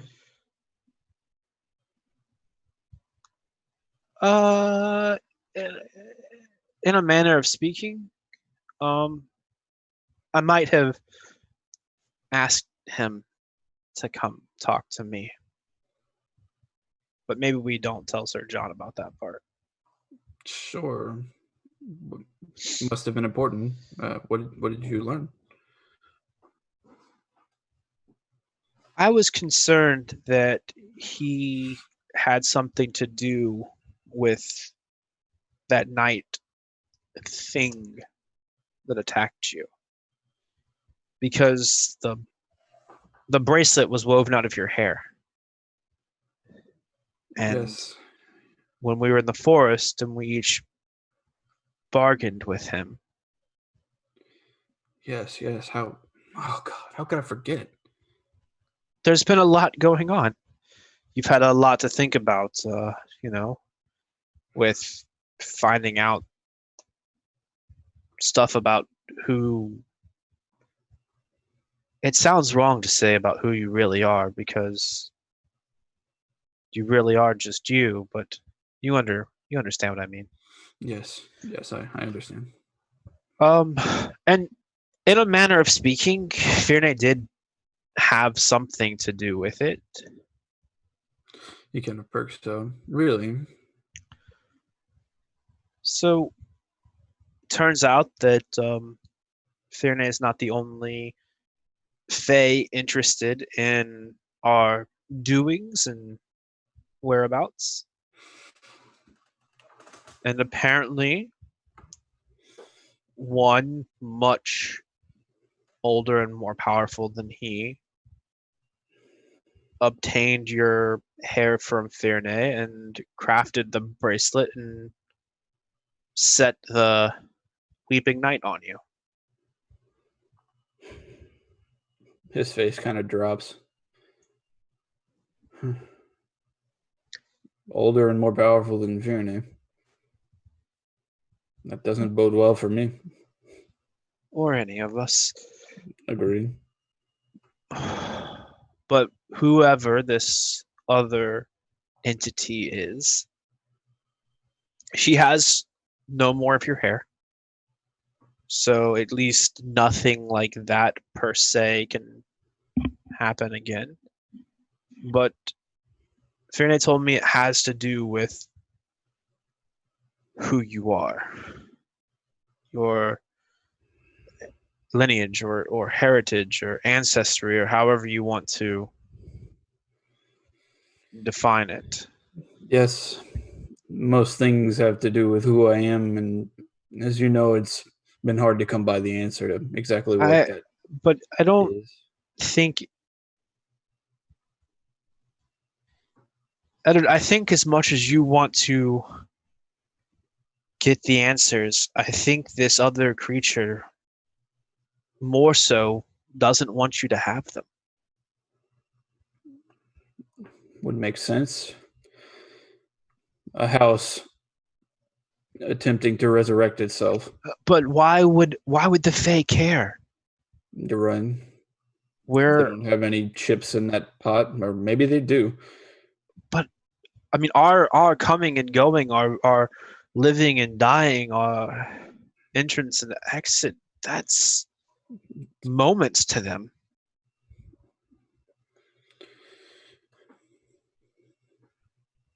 It doesn't make sense.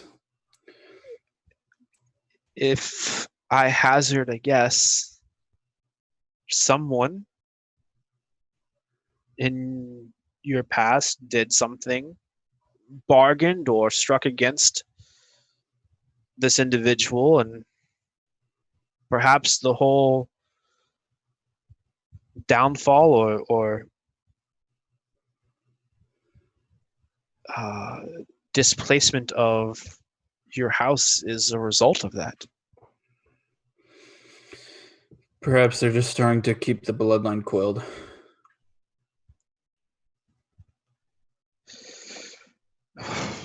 Perhaps. The only thing else he was able to tell me about her, aside from his palpable fear, is that she has the ability to enter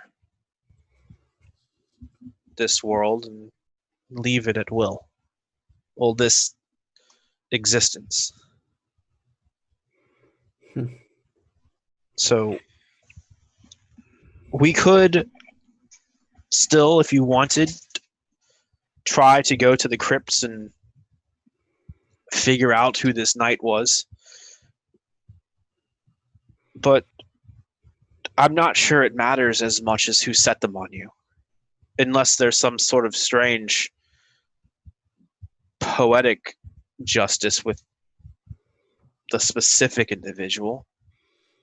No, I tend to think you're right, but if we are going to have court, we may as well check it out. But you do make a point. It probably isn't as important as whoever this being is seeks to keep this house from rising again. So this quest of yours to learn about yourself and the Pendrakes and has nothing in your search for answers ever come up about dealings with the Fae or some unnamed creature? Because maybe you wouldn't have keyed in on it at the moment because it wasn't important to who you were, but it's going to be very important to who you'll become. Thinking back, I don't have much knowledge about the Pendrakes or my ancestors, and apart from a couple of months ago, any background really with the Fae, I can't think of anything that in my past or in my family's heritage would have happened with any sort of Fae being. Ferne said that your roots run very deep. And that may be part of what disturbs this other creature so much. So many riddles. But he also said you're not the only one. That one of the rest of us likewise has roots as deep. Well, good. Hopefully, upon our journey, we can uproot some of those things for me and whoever else may be involved. Except that having those roots gives this other creature leverage against us again. Because they're aware of them. And then I'll plop that bracelet of hair down on the table.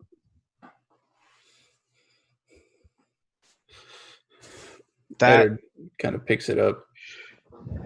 That's the hair that she obtained from Tierney. All of it. And did anybody else give hair? I can't remember. I know Ari did. I don't remember. I'm checking my notes now. I think Sir John might have, because he didn't want to kiss him. Didn't want to give. Yeah, I didn't want to do the kiss, so I'm pretty sure he did too. I have it in my notes. But sorry for the vacuum. No. Are we sure that nobody else's fetishes have fallen into the hands of this other Fae? I don't know how hard it is for you to believe, but I don't think Ferne would lie to me. Well, they didn't lie to us when they hid us away in the forest. A bargain's a bargain. I do wonder about how the hair got lost, though. She took it from him. Well, from the sounds of it, she asked him for it, and out of fear or servitude, he gave it to her.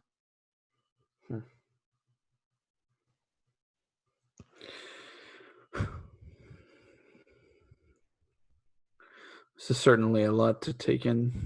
Eddard goes to his pouch and pulls out his diary and quill.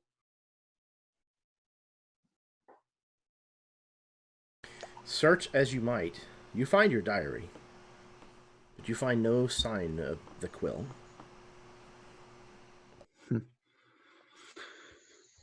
That's weird. He puts the diary back into his pack. I'll have to go back up to my room later. Nah, it's not important.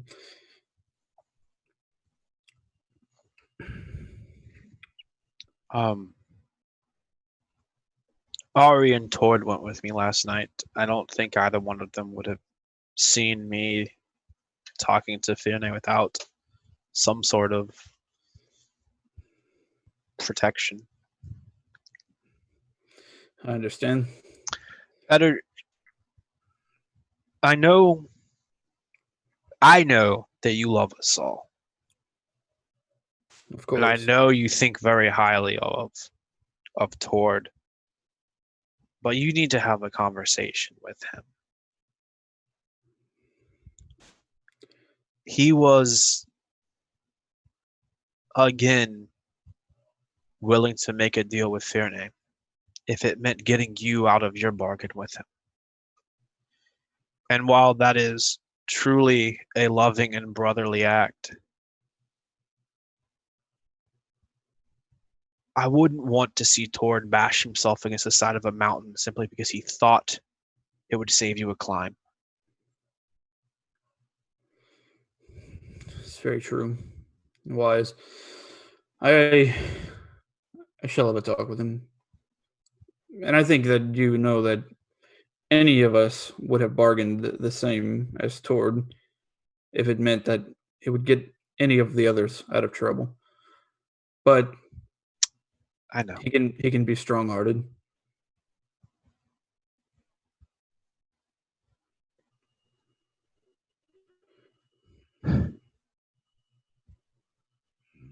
And someone happened with Ari last night.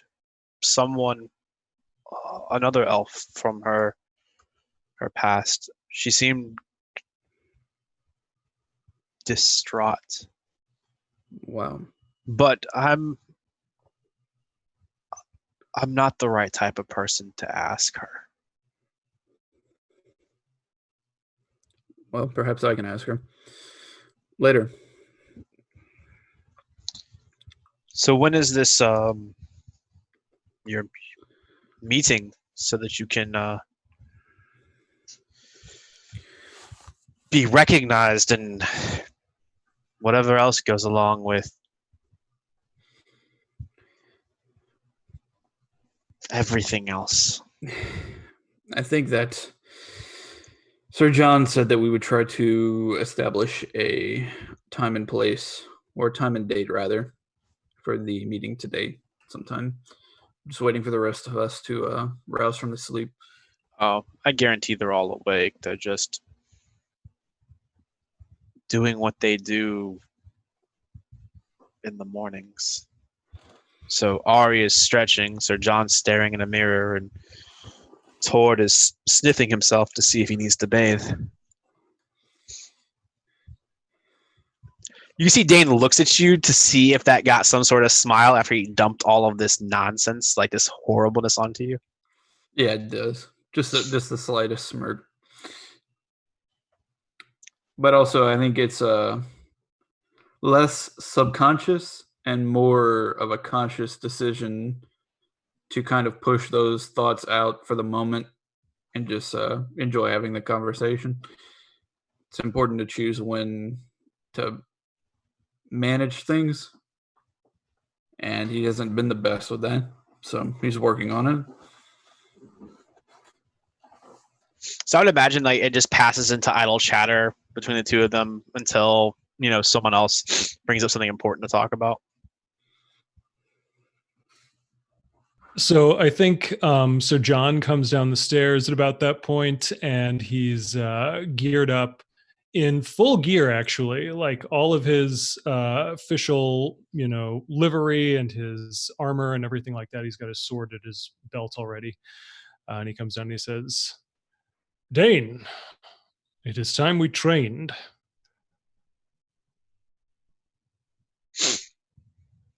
Very well. We are going into a noble court, and to be completely frank, it is a hostile situation. So what we need to do is train to fight in our court finest. So head up to your room and change and meet me back down here. You can see like this look of trying to put together what you're talking about across Dane's face for a second. Sir John, do you actually mean fight in our dress clothes, or do you mean like do courtly things in our dress clothes and you're simply referring to it as fighting? What I mean is that I am tired of being surprised in court, and that's all that's happened the past, since I've joined up with all of these fine people. And so we're going to train in our court finest, because there may come a time when we need it.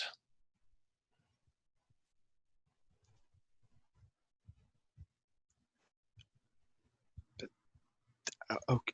And Dane just kind of goes up the stairs, puzzled by why he has to go fight in his Sunday school clothes. But all right. And I think while you're upstairs, we see, other folks kind of wander through the common area here, and like anybody who's down, Sir John kind of makes pleasant with them or whatever, and kind of sends them along their way for the day. Okay. So, again, we cut to a short time later with Sir John and Dane leaving the gate of the city and making their way out to just outside the city walls. And I think they probably find themselves alongside a small, basically like an irrigation lake, this body of water that is kind of used to fertilize and water some of the fields nearby. And it's a fairly large stream. I would say maybe 20-30 feet across. It's one of those kinds of places that has really tall reeds kind of all along the banks, and it's quite a nice day, a nice morning at least. Yeah, and I think so. We're walking along this stream, and we're kind of talking about drills that we're going to do or whatever, and sort of I'm giving Dane some pointers based on his fighting previously and how it could be improved and that sort of thing. And we're moving along in these reeds until like towards this little copse of trees that's by the stream side, probably a little ways distant from like a field or something.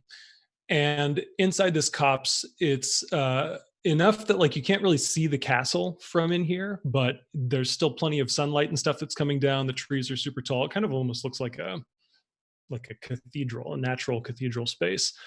And as we move in, Dane must realize that something is up because there are like ribbons that are hanging. And when we get into the copse, you can see that it's kind of decorated all around modestly, but there's decoration up on the trees and everything. And as we enter, Dane hears Tord's voice within.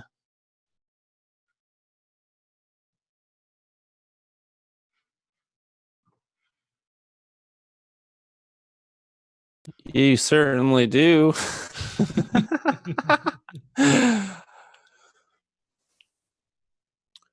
For standing valorous in the face of constant danger.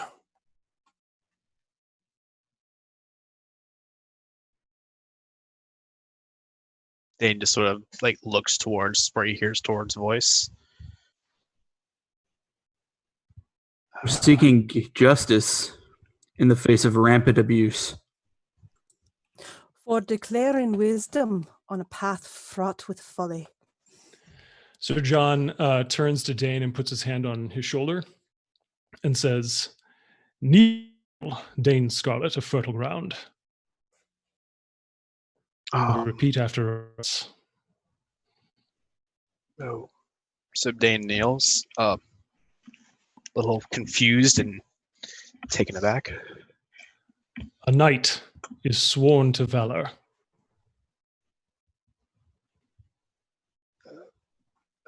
A knight is sworn to valor. His heart knows only virtue. His heart knows only virtue. His blade defends the helpless. His blade defends the helpless. His might upholds the weak. His might upholds the weak. His words speak only truth. His words speak only truth. His wrath undoes the wicked. His wrath undoes the wicked. You have sworn these virtues with your deeds, Dane. You are the promise of all that is good in these darkening lands. And Sir John pulls the embellished but very capable blade of House Lightnor from the sheath. And he says, "And I am proud to place the blade of House Lightnor upon your shoulders." So in the presence of mighty companions and noble blood, think not of how you were born. Think of who you will become. And rise a knight, Sir Dane. And then Sir John steps back and Ari steps forward. Ari waits for Dane to stand. And as he does so, she then steps forward and in kind of an uncharacteristic move, she puts both arms on each of your shoulders, like one on each shoulder. Quen vel ne mithal eleniel aleravan. Ir lembes nesh neheli lembes ir melon. Which, if you could speak Elven, you would know that that translates to, we fight to protect our home, our forest. My life for your life, my friend.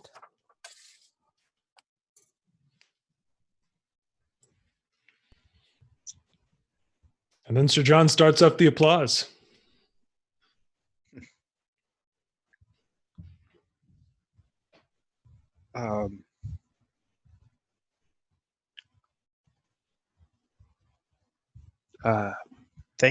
Thank you.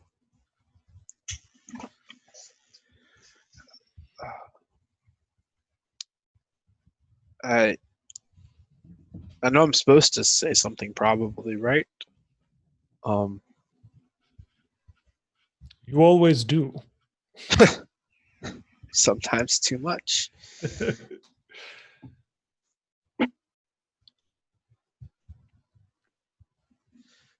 But when I told Eddard these days past that he could always count on me and that I would be there for him, that goes for all of you as well.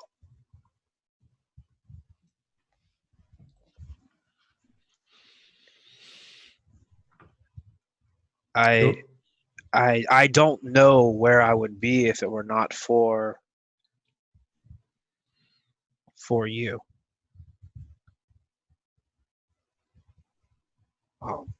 I used to read these fairy tales, these stories to my little sister. And I wanted so badly to believe them that people simply were good and that the world was good.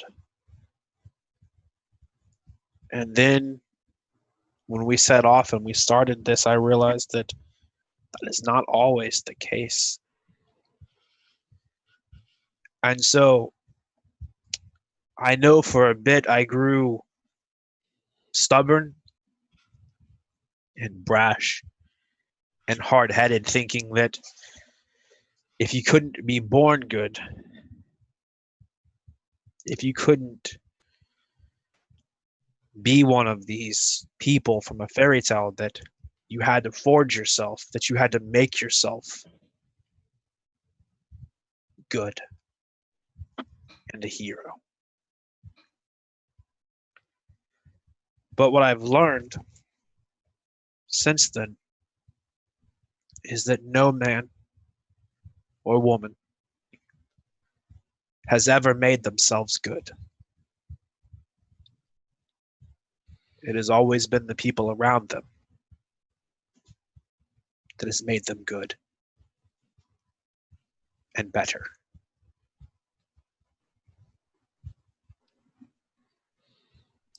Spoken like a true knight. For some time now, it's been clear that you are my squire no longer. You have pushed this entire group in ways that we couldn't predict, that turned out to be challenging but good for us. You deserve this title, Dane, Sir Dane.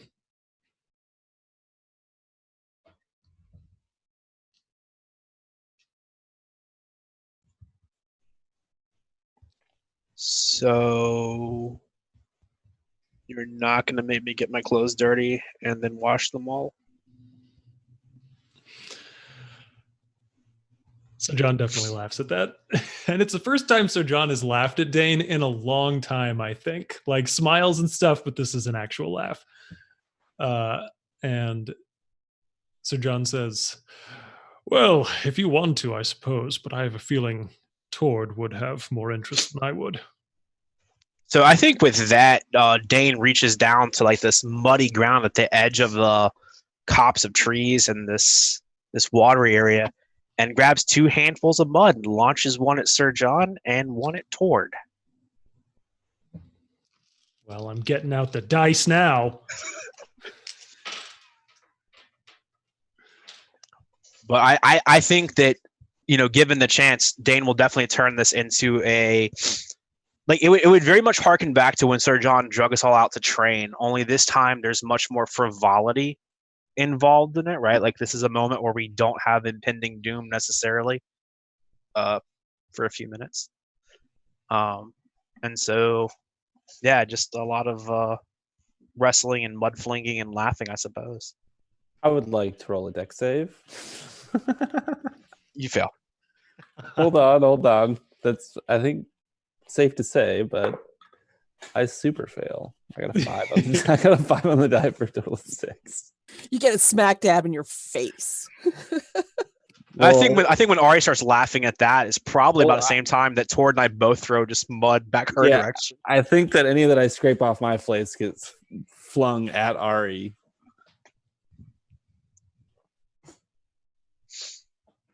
And I think Sir John has this mud all over his face, and then he looks at Eddard and he's like, I've hated courtly life anyway, and throws it at the most courtly person he can find, which is, of course. Yeah, he doesn't even take the attempt to dodge. He just takes it square in the chest. I gotta say though, Steve, you were wrong. There is anxiety in this moment. It's all in the face of the quartermaster who's in the corner, just like calculating the laundry she's gonna have to do. Also, the town official who's standing there watching, who was like coming with us, being like, "Hey, I have that court date set up for all of." Bad time. I'll find you later. I'll come back. This is what seeks an audience. Starts furiously writing notes. Clucking his tongue. What are you writing over there? This won't do. Awesome. Okay. So, do we want to tackle heading to Duke Lathelbrim this evening? Or would you guys rather hold off and do that at the beginning of next session?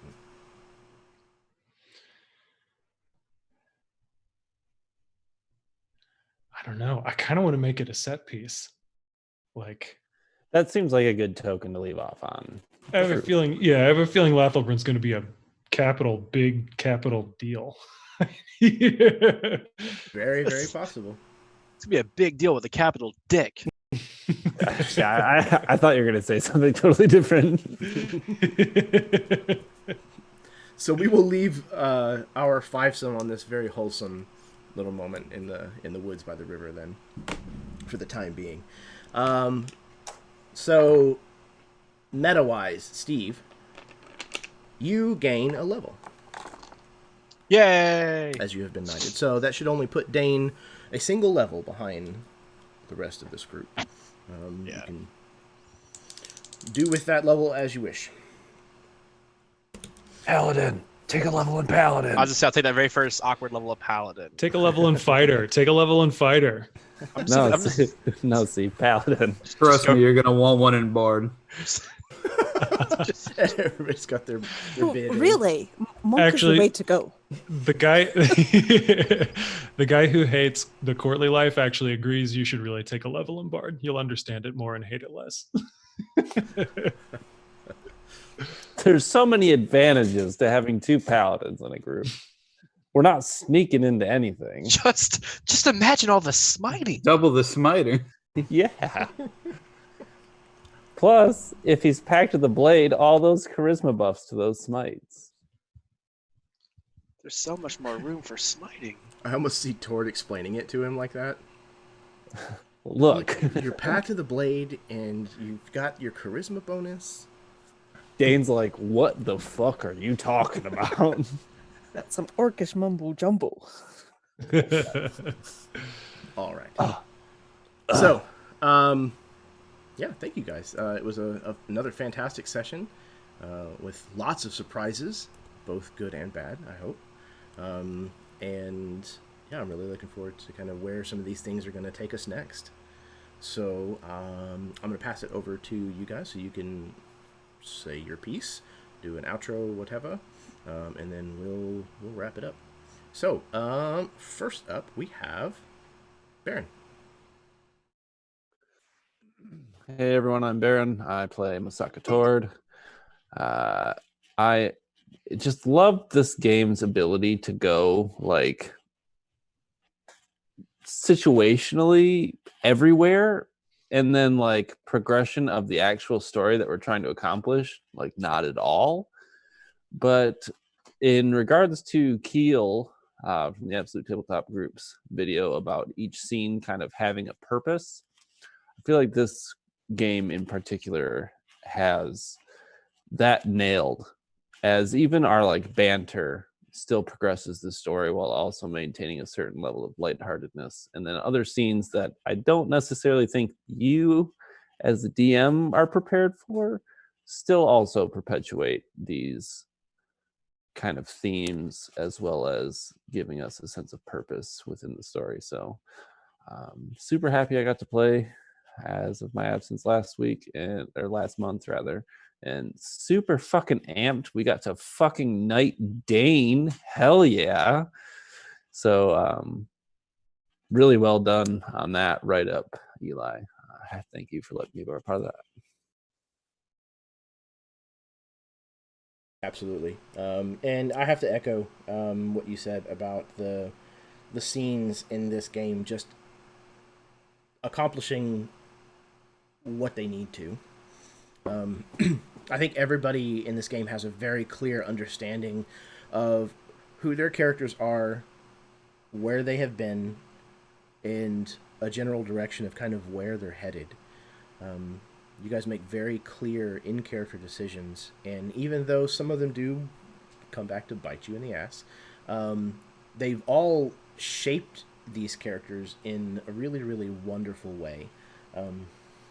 You all complement one another in the group, and it's really nice to watch you guys move in and out of when each character needs a moment, and kind of what that moment needs, and how your character fits into elevating that moment for another character in the party.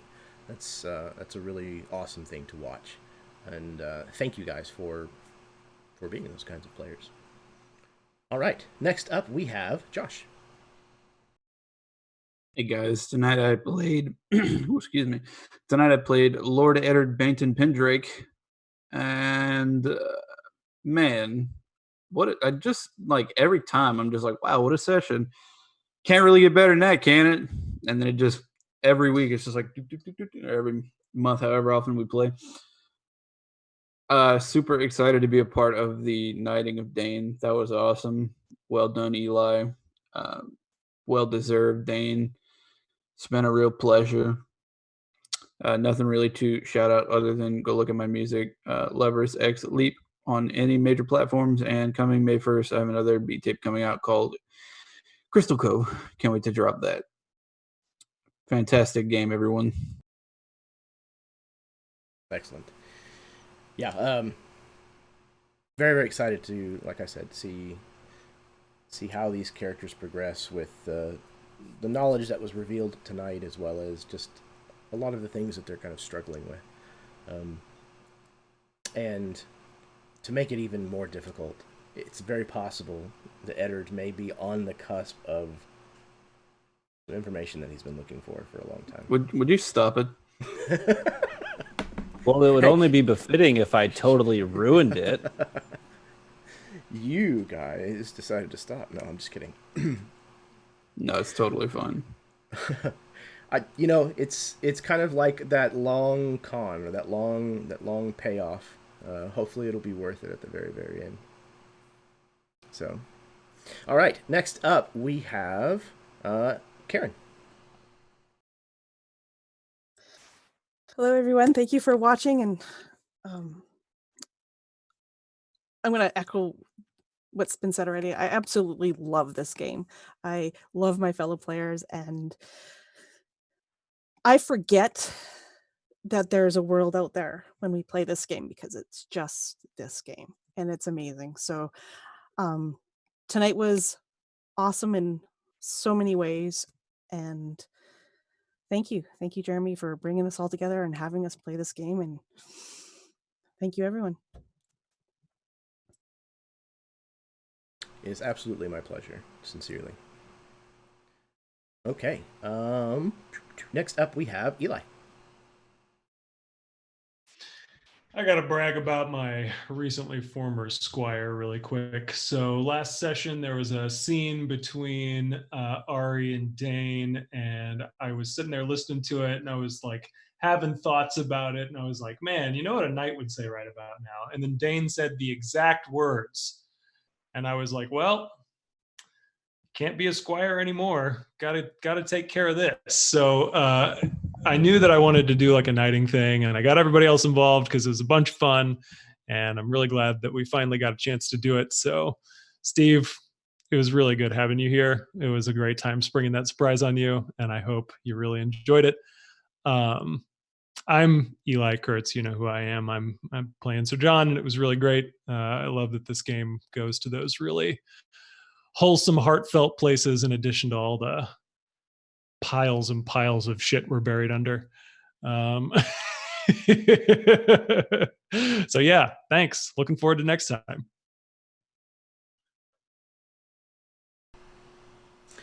I mean, you have to have the comparison. Otherwise, it's just not, it's not as sweet. So that's really what I'm here for, is just the comparison. So that the rest of the game you guys can make shiny and bright and happy. All right. Last but most certainly not least, Steve. Well, thank you all for an awesome session. It was surprising, but also very strange, right? Because talking to Verne, like Dane tears up a lot, so I teared up for that. Was talking to him about like these bad memories, and then when you guys sprung that on me, like I actually teared up, and so it was weird coming from like having just mechanically done it to it sort of naturally happening. So that was awesome. Thank you so much for doing that. It's like that's an ultimate reward, right? When the people in your game want to reward the player and character for something like that.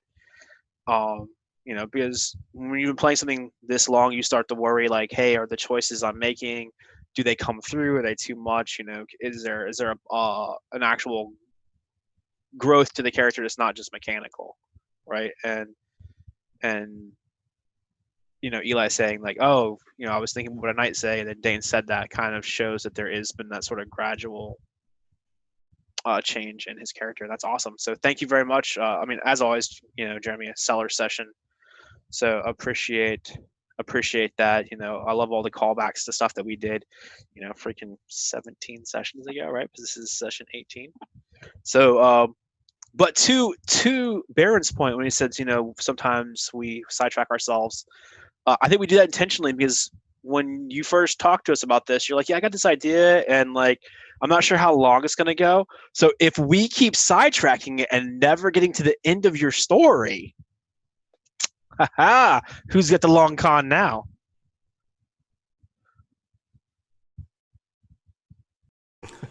You flatter, sir. But seriously. Don't hate the player, hate the game. Yeah, it's a lot of fun, just watching you guys go, and trying to keep things kind of for you to do and interact with and to pay for down the road.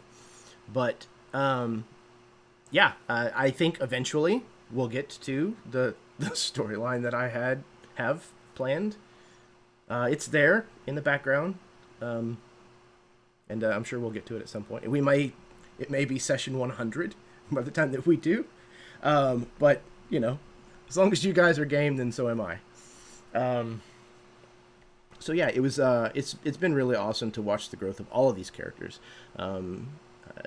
You guys came to the table with very strong characters, and to watch them grow not only in their own paths, but also grow around one another, to have an effect on the personality and the changes that each of your other characters are kind of going through is that's a really cool thing to see happen in a D&D game.